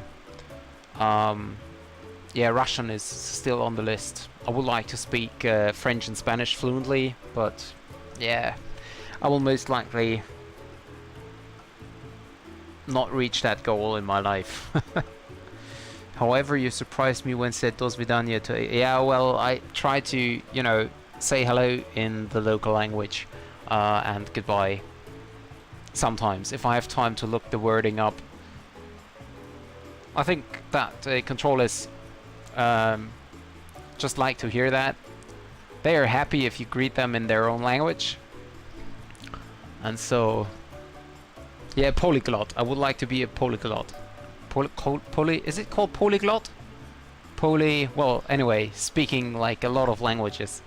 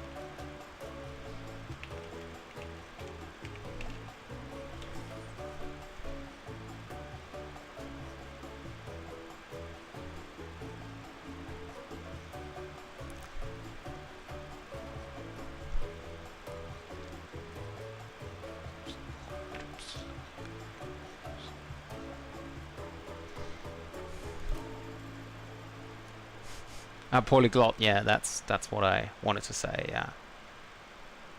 Yeah, exactly, and not only spare time, you need some, you know, you need to be able to use the language in your daily routine, and that's the hardest part, besides learning, of course. Yeah, Japanese is also on my list. I would like to learn. I did learn Afrikaans, the language from South Africa, when I was younger. Just out of fun. It's close to Dutch actually, and Dutch is close to German, so it was not too hard, but yeah. Yeah, I know that problem's Vexu, but I can't tell you what the problem is, yeah. I had that problem as well. Why only one, Captain Kivu? Why only one? Always order at least 2 beer. Well, Japanese is at least easier than Chinese. So the Japanese writing system is a lot easier, and well, the grammar is a lot harder. So basically, you can say, ja, without the mal, it's 2 Bier bitte. So Japanese has a very difficult grammar, but you can, you know, speak a lot easier, and Chinese is the other way around. Speaking is very, very hard, but grammar is quite easy. By the way, we're getting close to our top of descent, and I almost forgot something very important I wanted to do. So runway 02, I want to have a radial of 200.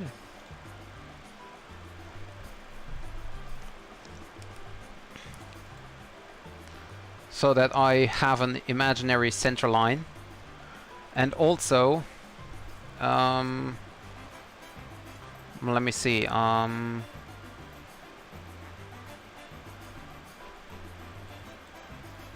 also I want to have another one at 270. Hey? Why is that not working?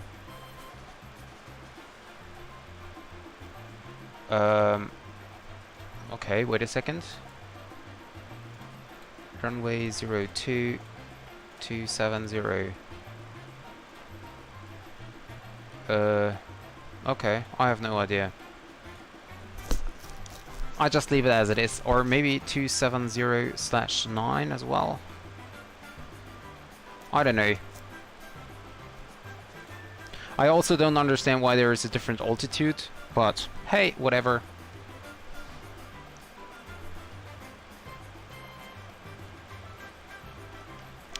And then let's see, Libis 9000. We are at 34, makes 25 times 3 is 75, so it's 75 miles ahead of that one. 75 miles, we need to start our descent, okay.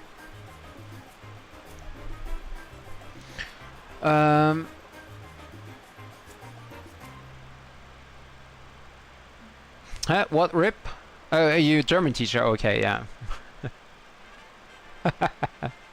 The 1 liter beer, Captain Kaboo.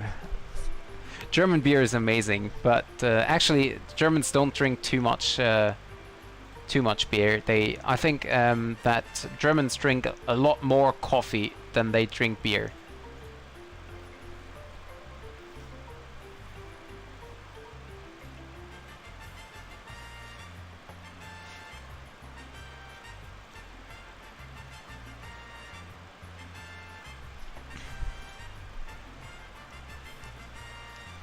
Japanese universities are awesome and most of them affordable, but the problem is that they are very far away. Well, yeah, obviously they are far away.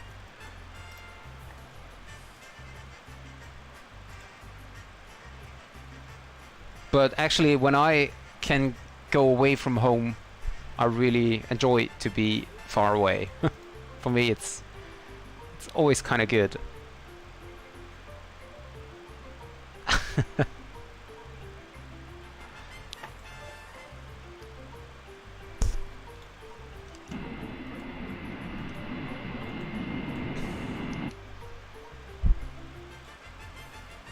So I would now surprise you all with my Russian, telling the people that we start our descent now, but that would end in a disaster.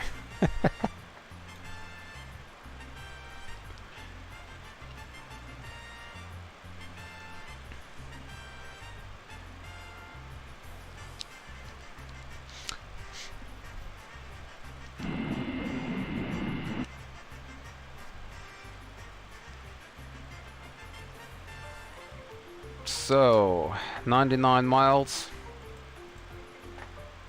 We can already select and arm. And actually, you know what? Let's start the descent with 1,000 feet or 1,100 feet per minute. And yeah, we hold Mach 0.76, that's fine. No, that's not working, Alex. The problem is, you know, if I would use Google Translate, for example, I get the Cyrillic and I also get the kind of Romanized variation, but the pronunciation is so different that I have no idea on how to pronounce that properly.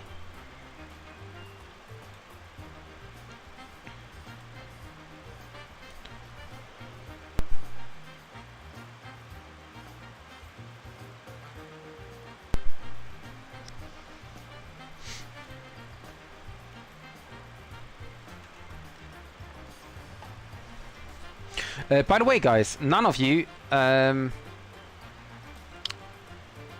are joining or did join yet the ruffle. Just saying, you don't have to. I'm just saying.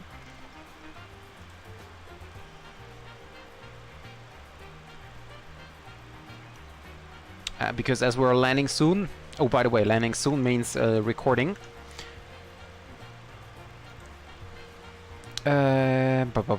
There it is.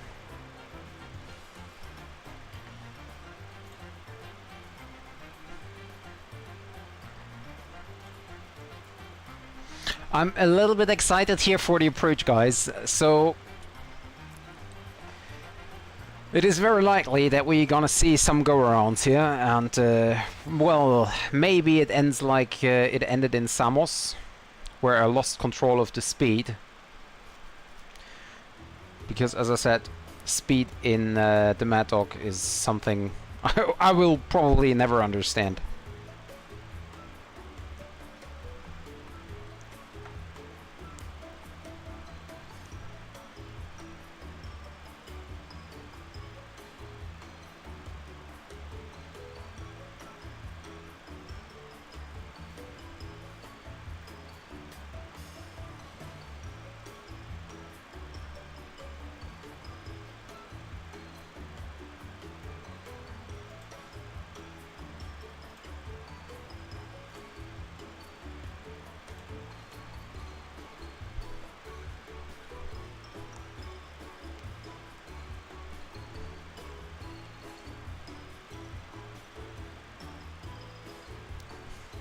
Yeah, but it's, I mean, that's an amazing aircraft, the MD. You know, it's a workhorse, and I just love it. The scenery looks a bit weird here. So I think there might be some Bing Maps problems.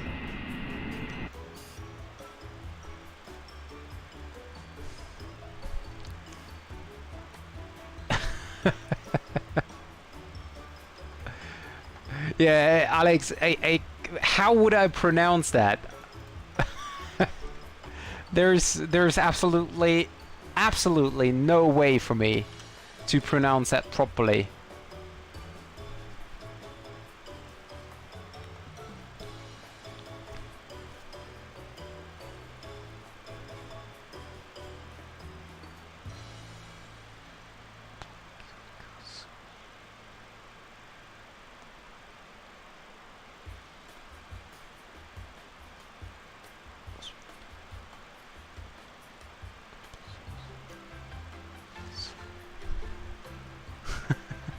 Of course I'm shy, it's totally embarrassing.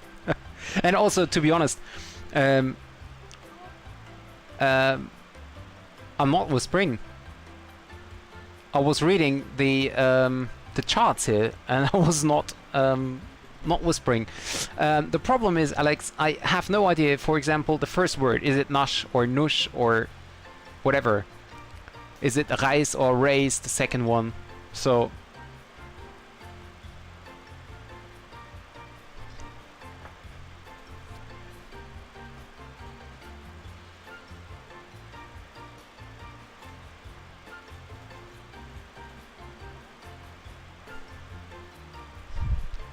Okay. Our flight's coming to an end. Landing will be in 20 minutes. Thanks for attention.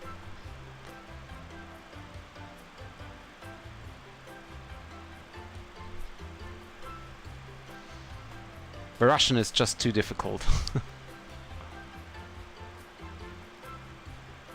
Okay. Yeah, I thought so. I thought so.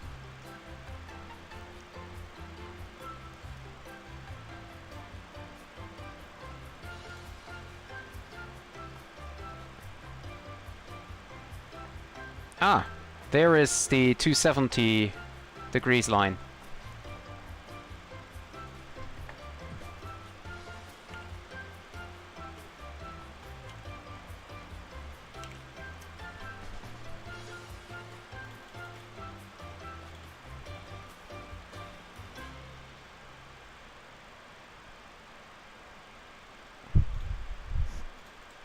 Actually...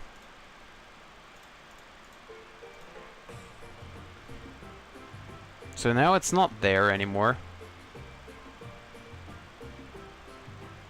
Why is it not there anymore? Captain Cavu, why is my 290 line not here? Or does it just take a while?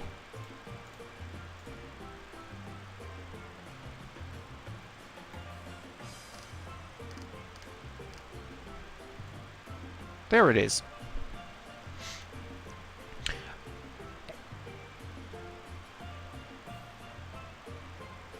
Okay, Nosh, okay.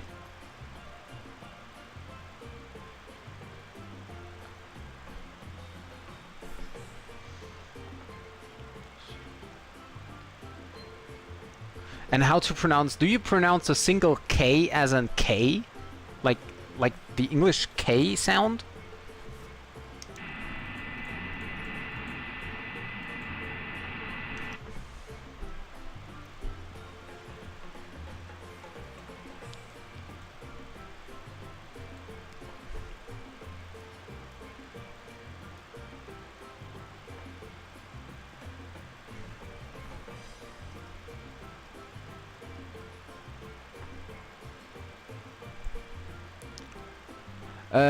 I mean, the word after, like, 1, 2, 3, 4, the fourth word, so to say. The K.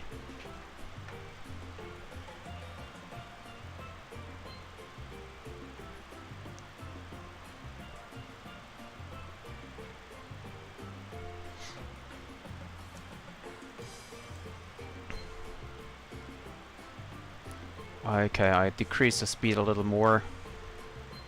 Okay, and time to get rid of the music here. Yes, after this word. After this word there is a K. And I'm talking about this K.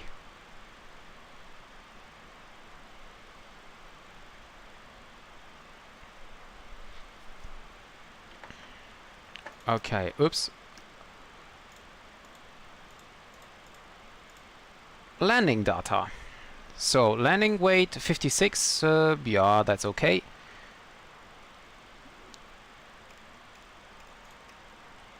Okay, okay.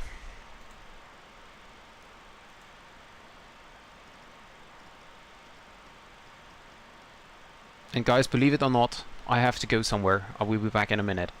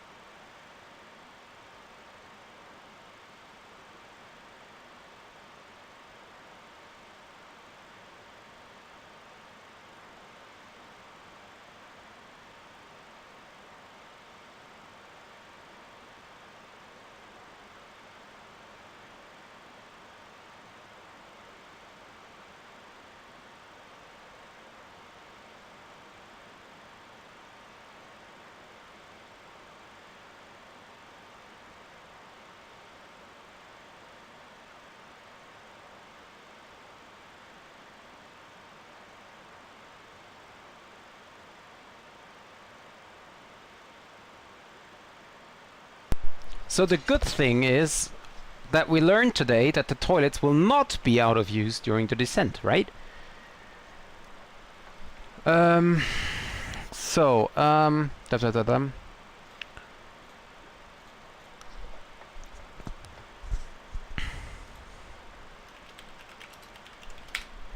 just simple and dry K. You say K as key, right? So cut off the E, leave it just as K.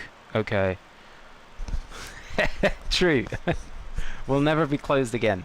So we have now few clouds at 3,800. Wind is 050 at 727 and QNH is 1017. 1017 set once. Set twice. The altimeter is 3003. Okay, set. And terrain radar on. Seatbelt signs on. I'm a little bit excited, guys.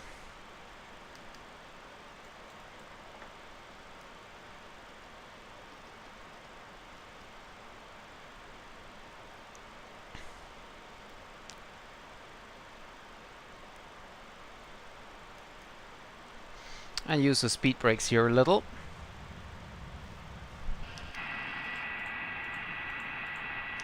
To get the speed down. Actually 240 should be enough. So I cannot imagine how you pronounce a K in the middle of two words.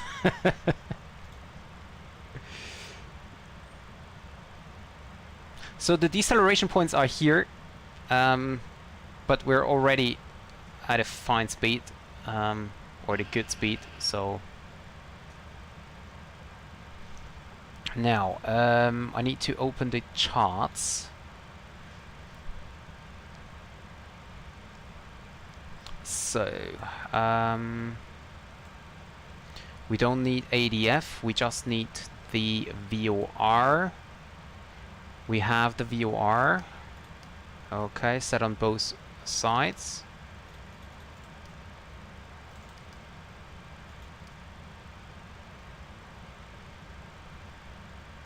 And we delete the second fix here.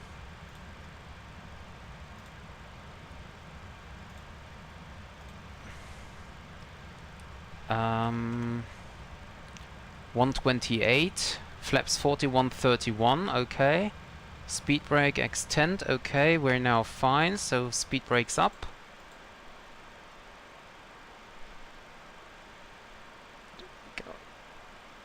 Okay.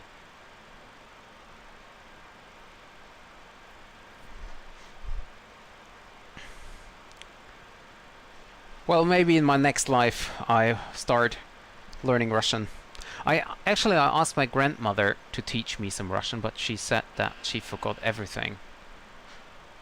Because she was fluent in Russian, so... But she forgot everything, and so therefore I've never learned Russian when I was a kid.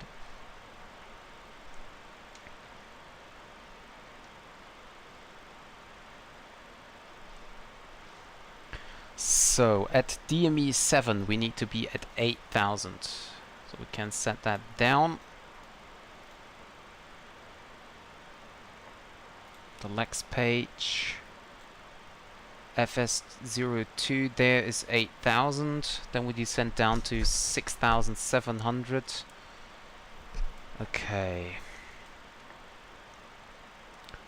Well, decision height doesn't really matter. I can set this thing here on 5,620. I have still no idea how to use that. So I just pretend I know what I'm doing. Get the lights out. Landing lights on. And don't worry, Alex, I don't forget that I wanted to fly manual.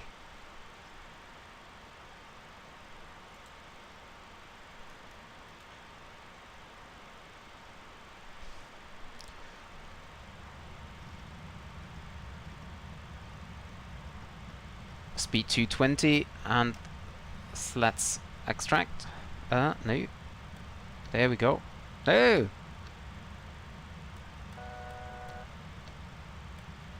No, I don't want to go flaps 11. Okay, I can just go flaps 11 as it looks like. Slats extended. Oh yeah, okay, never mind. Never mind!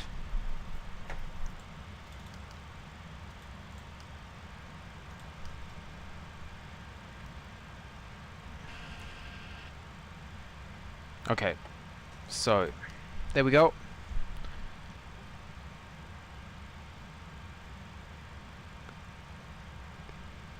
Okay, well, whatsoever, Alex, whatever. Okay, now start recording tool. Get my foot on the pedals.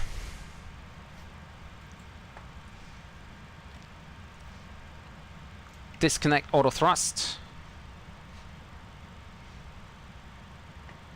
Go around, get rid of this. Autopilot is still engaged, and we now start our descent. Autopilot disengaged. There is the airport. Reduce some thrust.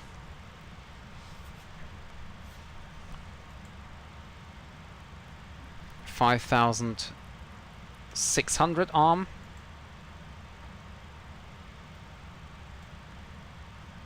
And you can see, Alex, the mountains here.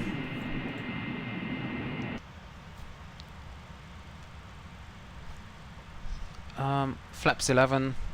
Gear down to get some drag off.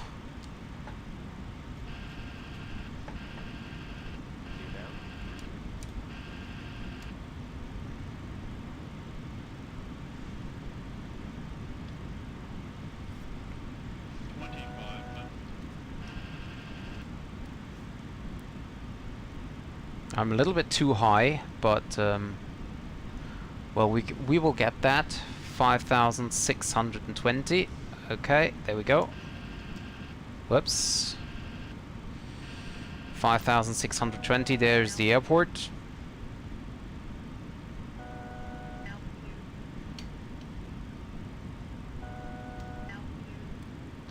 flaps 15.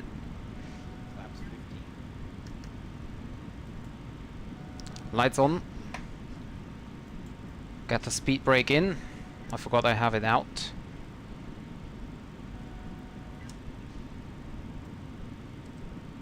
Where's the altitude horn? No, that's the gear horn. Tail eyes. Well, whatever. Okay, do it like this. Okay, and now gonna turn. So I have no idea what's gonna happen. Drop a wing to find the runway. Okay, we will see. So flight director is off. Oh, I have not turned on head tracking.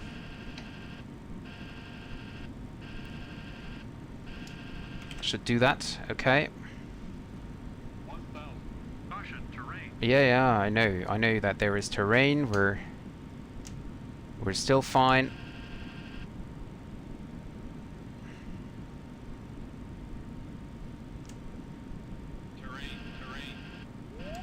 I have no idea how low I can go.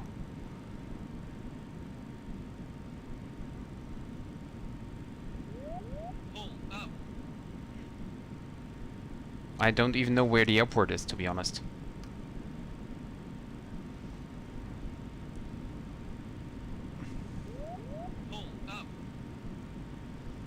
Nope. Yeah. Not too much. Not too much here.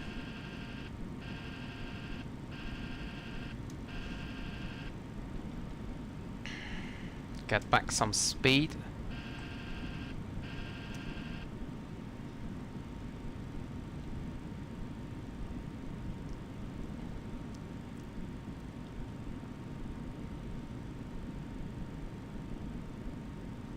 So gear is down, 3 green, flaps 28 currently.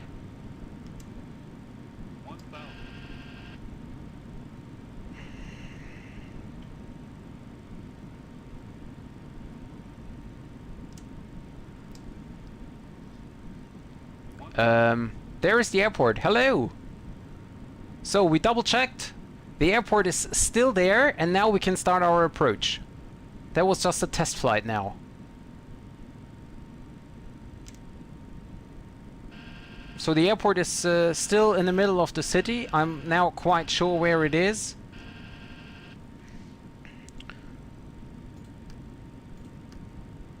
So that was basically just a test flight. So we can select flaps 15. I bet this is how it's done in real life as well. If you're unsure about the aircraft, about the airport, then just have a look at it again.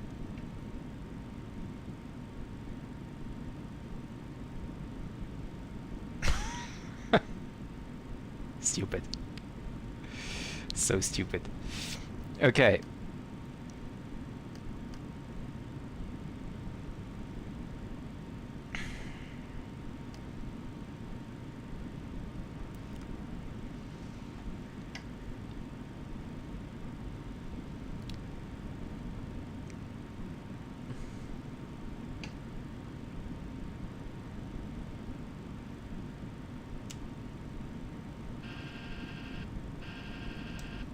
Caution, terrain.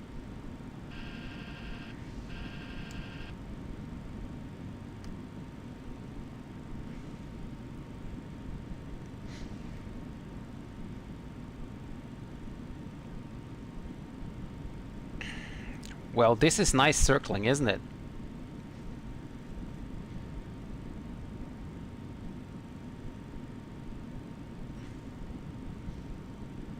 Okay, so now we're getting leveled.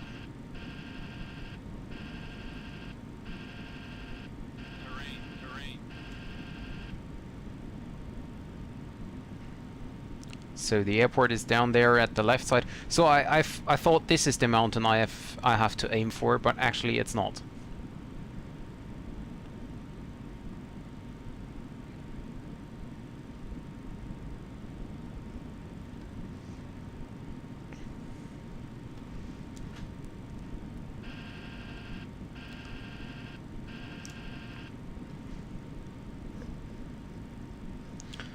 So, let's start the chrono.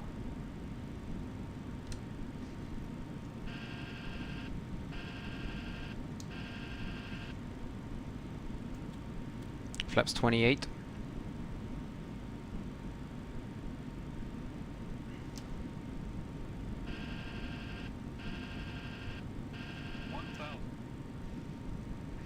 And about 25 seconds, and now we turn, stop the chrono.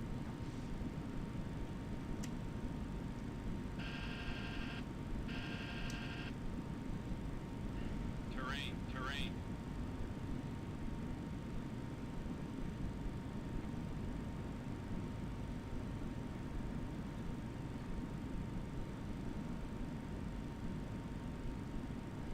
We're getting onto the runway somewhere. -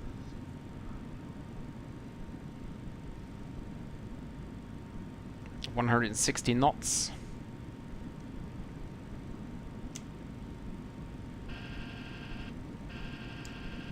Oh, there is the airport. I overshot a little, but that should still be fine. Reduce some thrust. Flaps 40.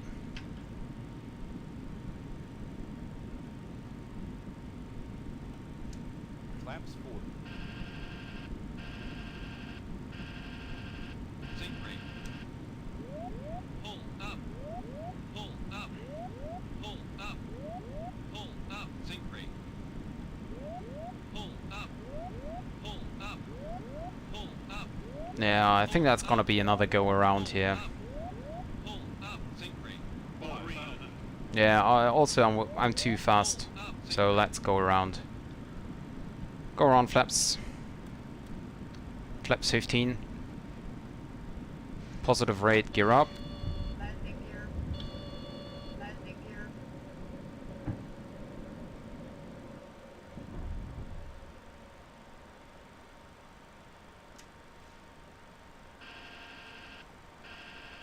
Well, then we go for another try. Caution, terrain.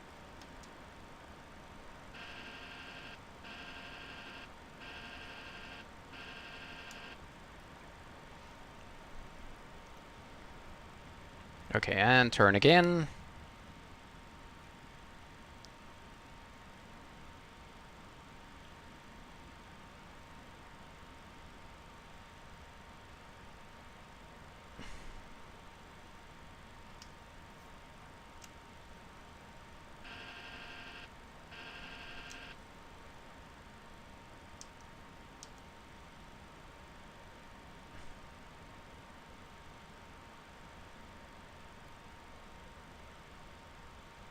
Well, that will take some time. Is there anybody still there? No one's writing in the chat. Terrain. Don't leave me alone now.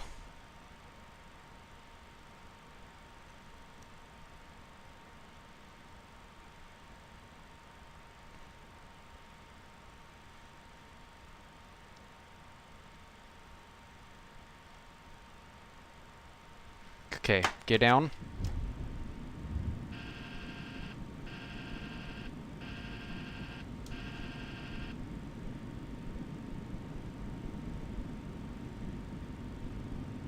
Yeah, absolutely, Alex. Absolutely. Pull up. Pull Flaps up. 28. There is the airport again. I don't know which mountain it is. I have to fly in front. This one maybe? Or is this... I think so. Captain Cavu, could you say if this is the mountain I have to get in front of? It should be, I think. Oh, flaps 40 already. Okay. 1,000. So let's give it another try here. Now let's take this mountain there. Or this hill. It's more like a hill and not a mountain.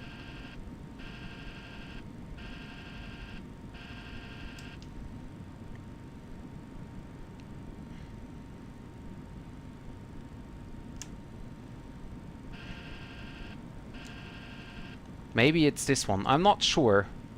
It looks good. It looks a little bit like Paro.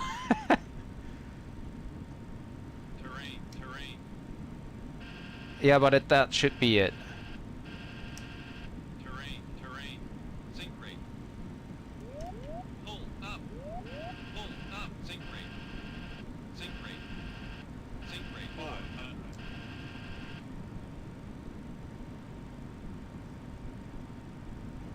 Terrain, terrain.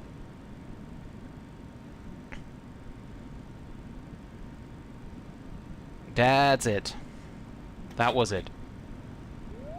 Pull up. Pull up. Pull up. Pull up. Sink rate. 200. 100.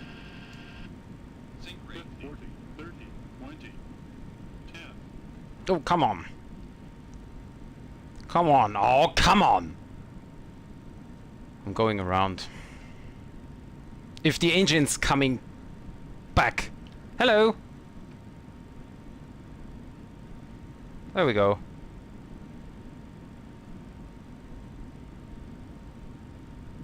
Positive rate. Gear up. Go around flaps. Landing gear. Landing gear. Landing gear. Landing gear. Yeah, but at least that was the correct mountain I had. Landing gear. Landing gear. Landing gear.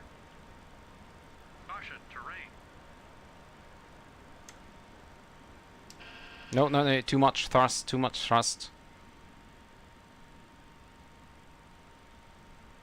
See? See my thrust, my engines. I'm really not getting along with the thrust here in the Maddog. That's so weird.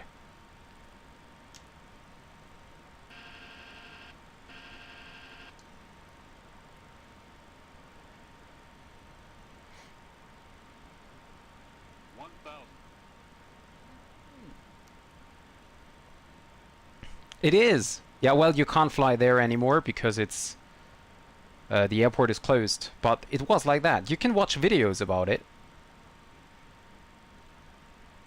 That was absolutely normal. So see, and I had the problem with the flare again.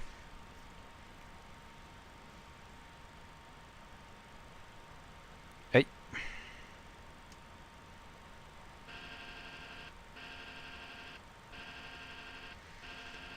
So this mountain is the one I have to aim for, basically.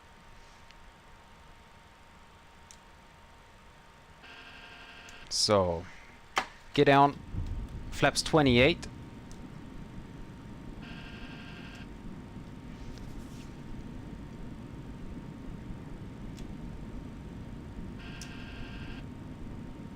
So we have a lot of fuel on board left, so we have enough fuel for a few more tries.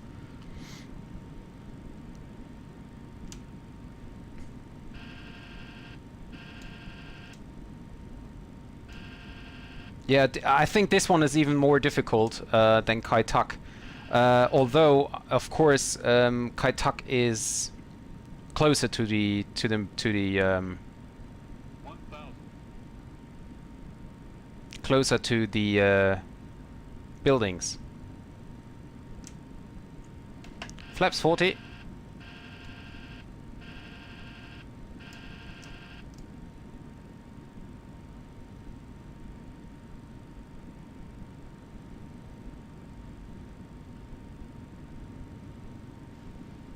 No, that was too close, I think. Too high, too close.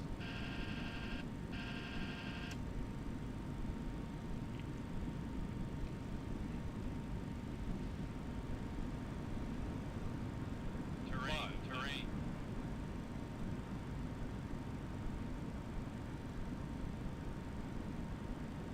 Too high. 400. Sink rate. Sink rate. Next time. Next try. I'm getting better to the runway. I just need to... Flaps 15. Gear up. Landing gear. Landing gear. Landing gear.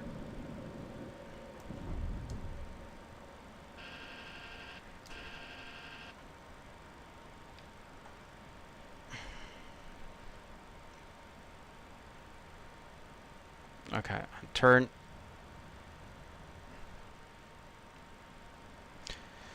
So, Captain Kavoo, how many tries did you need? And don't tell me one, please.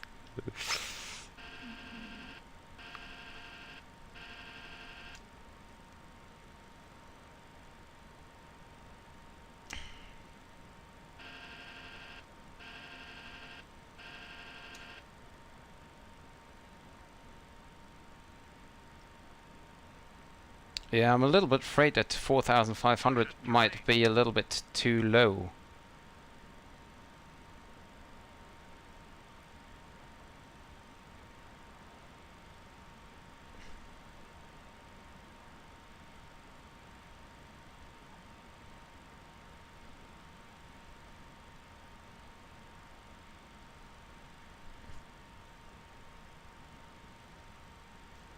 Nope.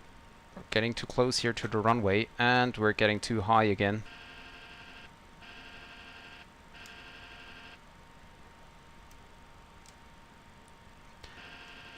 Oh, okay. Well, maybe I should try that as well.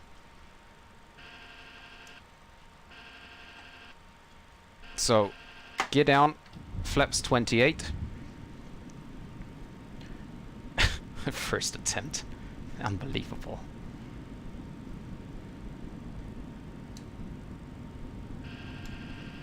And turn. 1,000.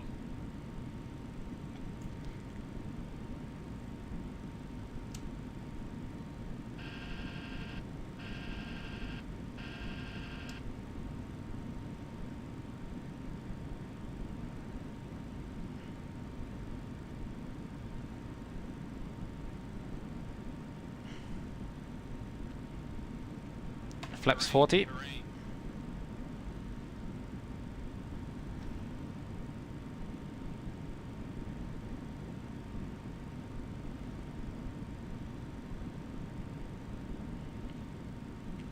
Terrain, terrain.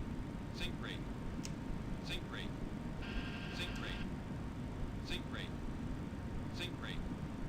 Sink rate. Sink rate. How can you come even lower? That's not possible to get lower there. Pull up. Pull up. Pull up. Pull up. Pull up. Pull up. Sink rate. 40, 30, 20, 10.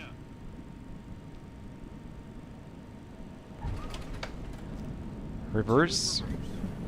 And step in the brakes.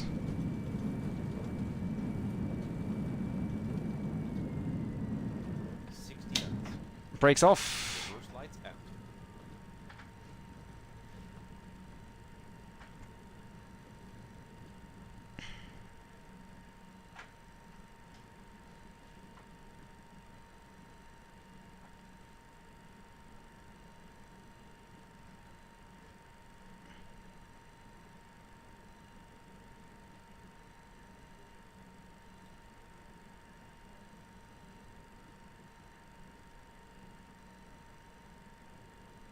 Yeah, it depends.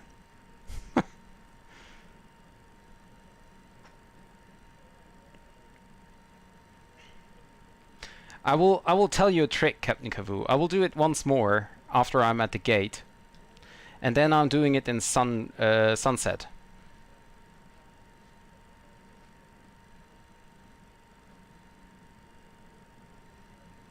I mean, if it would have been easier if I had auto thrust on.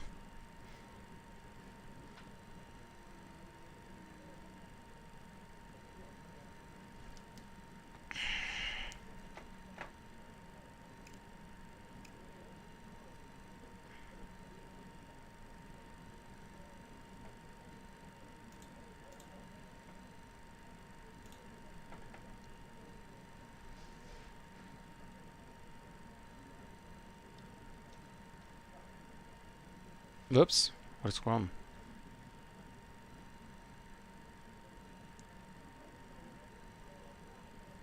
Yeah, yeah. Okay. Let's taxi to the gate, and then I start the replay.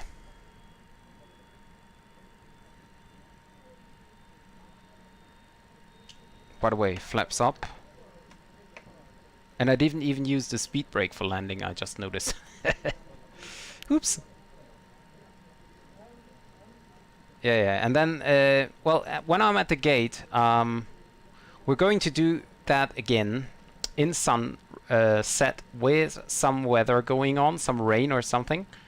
And, yeah. Don't brake with the pedals until 60 knots, so only reverse the thrust down to 60 knots. That will make you think about runway usage. I don't think that will be possible, only reverses. At least not with 140 knots. Which is the approach speed.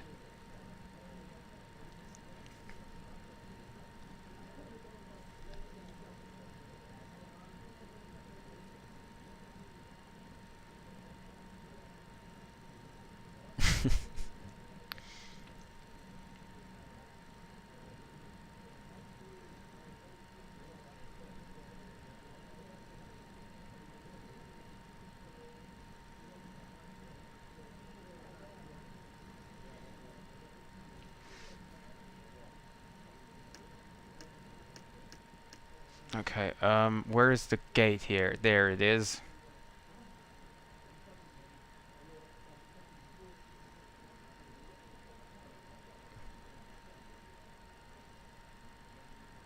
Could you start taxi, please?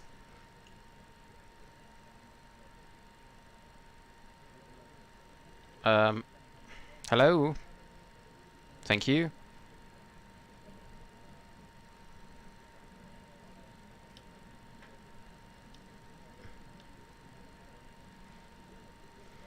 So I have to admit the head tracking is really nice during taxi. It's not easy during landing.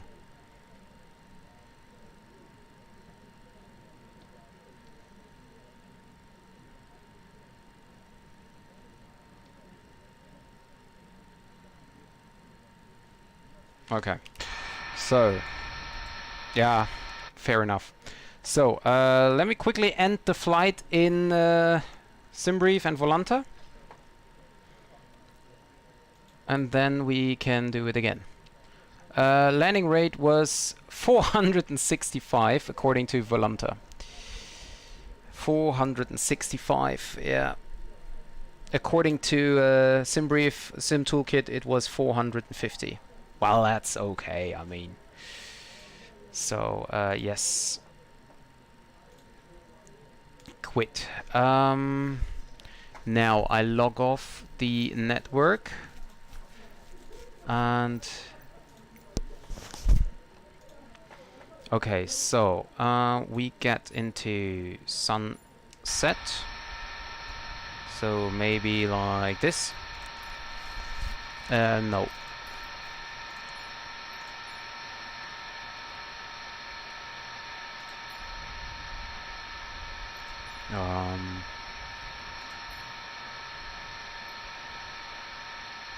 Niederschlägen, okay.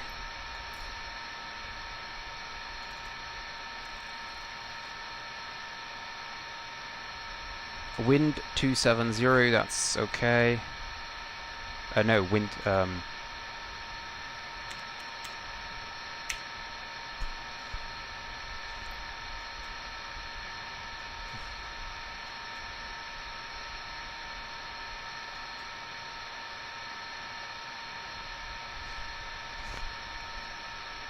and then we have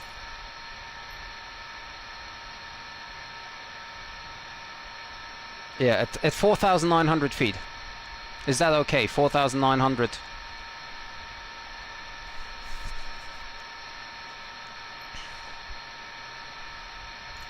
I think that should be okay.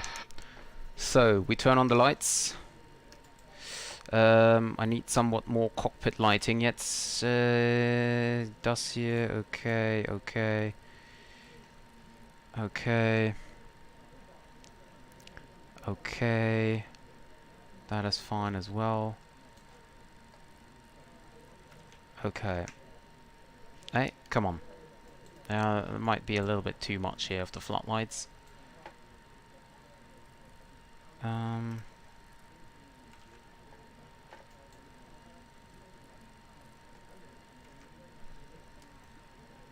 Okay, so yeah, now stop the recording. Whoops. Stop recording.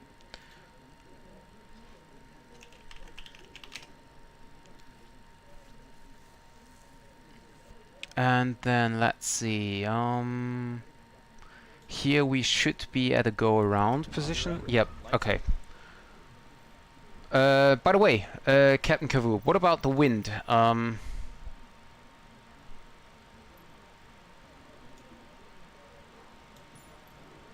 Make it like this. What about wind? We have 2.1 meters per second.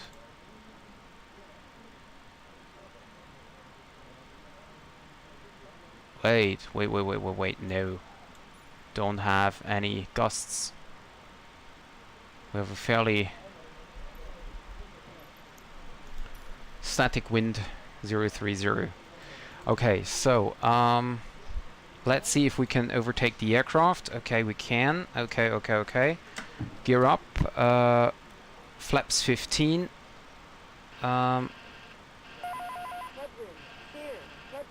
Yeah. Don't worry. Okay. Okay, so.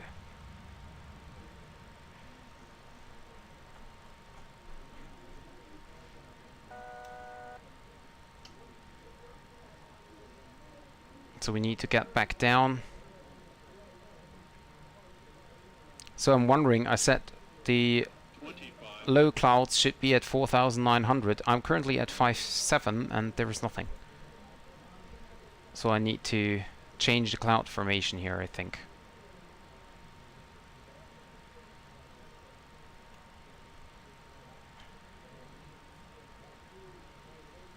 Oh, and record, of course.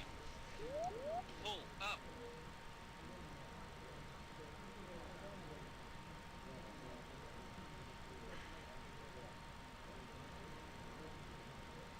Okay, so we only have one attempt because sun is setting soon, right? So we're on the downwind. Get down, flaps 28.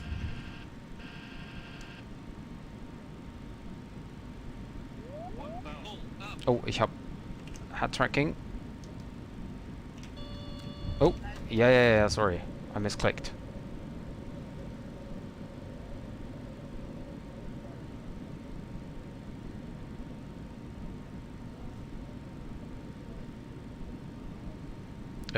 I lost track of the mountain. Oh, there it is, I think. Yeah, I know.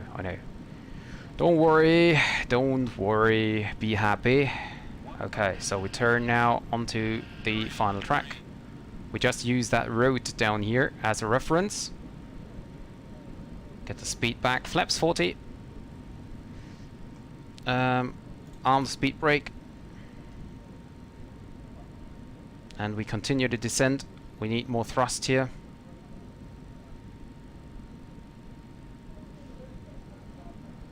Terrain. Sink rate.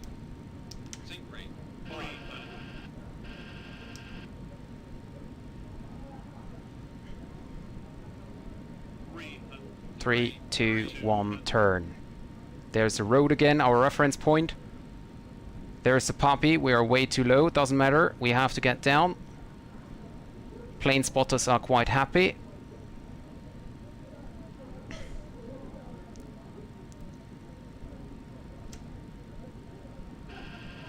There we go. Get rid of the speed here. Pull up. Pull up. No. We're fine. Pull up. Pull No need to pull up. We're fine. Idle thrust. Sink rate.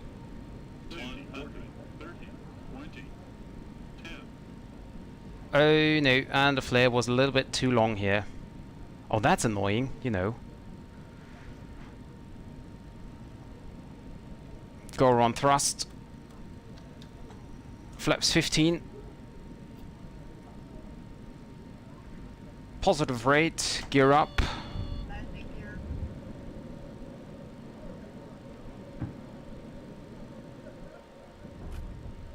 So I was just a little bit too fast. That was the problem. Okay, last try, last attempt. Then the sun is gone and we need to divert, which we of course don't want to do, right? Caution, terrain. So turn, continue to climb.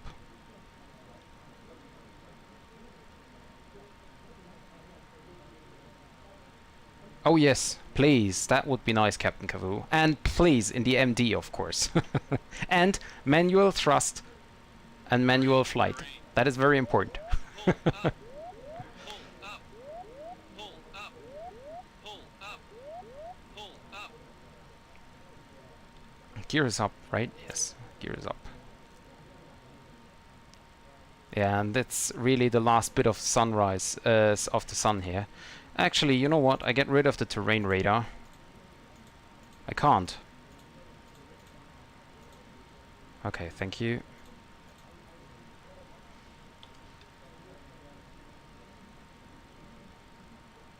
Okay, 4,500 feet. Now we're gonna make it. So...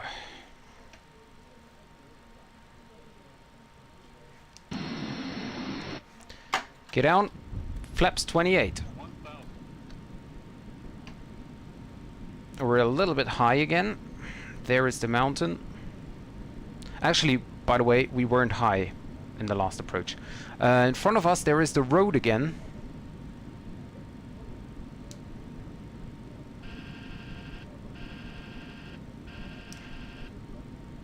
So why no one told me? I just have to follow the road and that's where it gets you to the airport. It's not too difficult.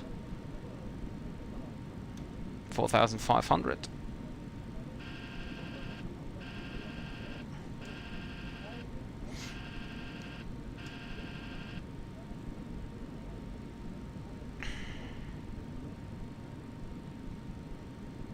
Flaps 40.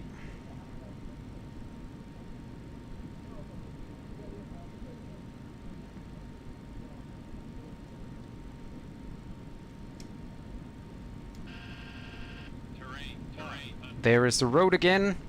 Terrain. 400.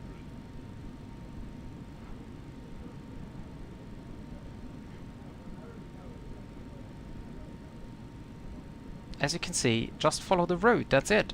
That's the easiest part.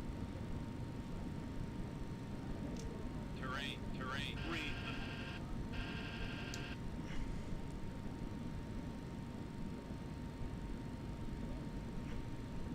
200.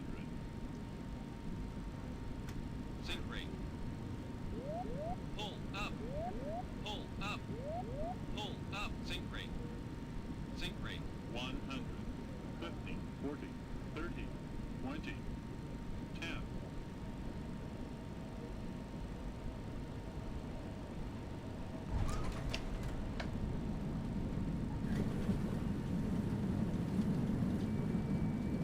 No way. Only reversers is not working.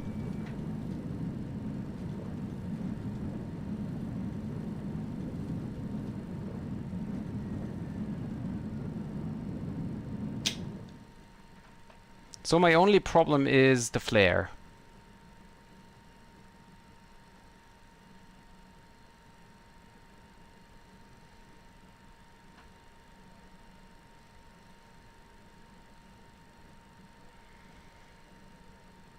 Okay. Woo.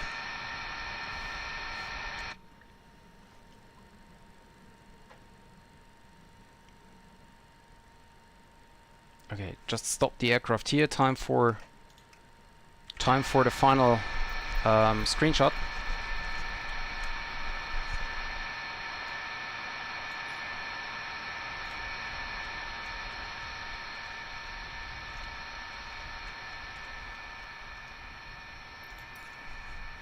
Oh, I know what the problem is.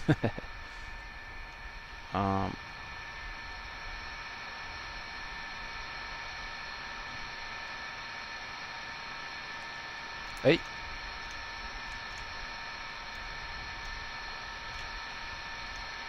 Okay. Maybe the zoom was a little bit too much here. Anyway, then there is no screenshot. So the problem... Oh, by the way, the raffle is going on, not any longer. So no one wanted to participate today.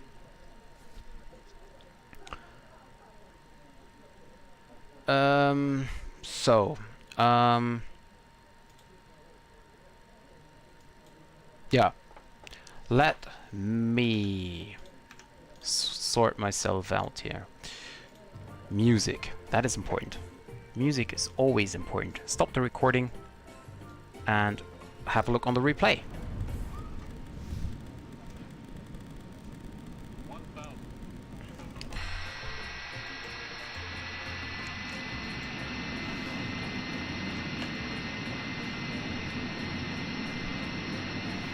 So let's have a look on the landing.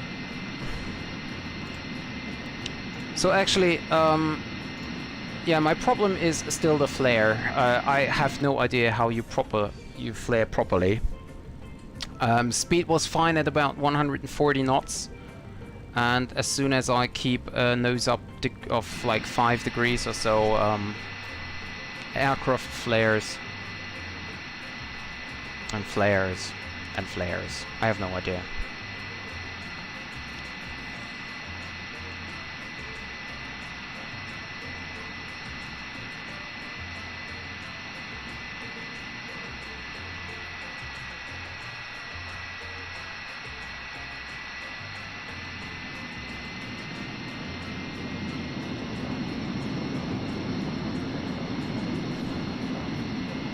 So Alex, I hope you saw why you cannot do a straight-in approach.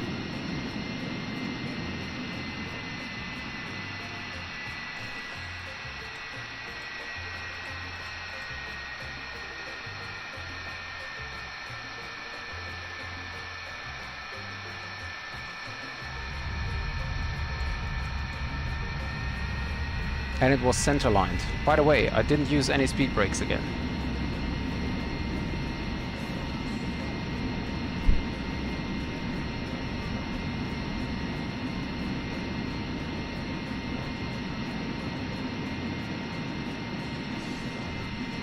So, there we go.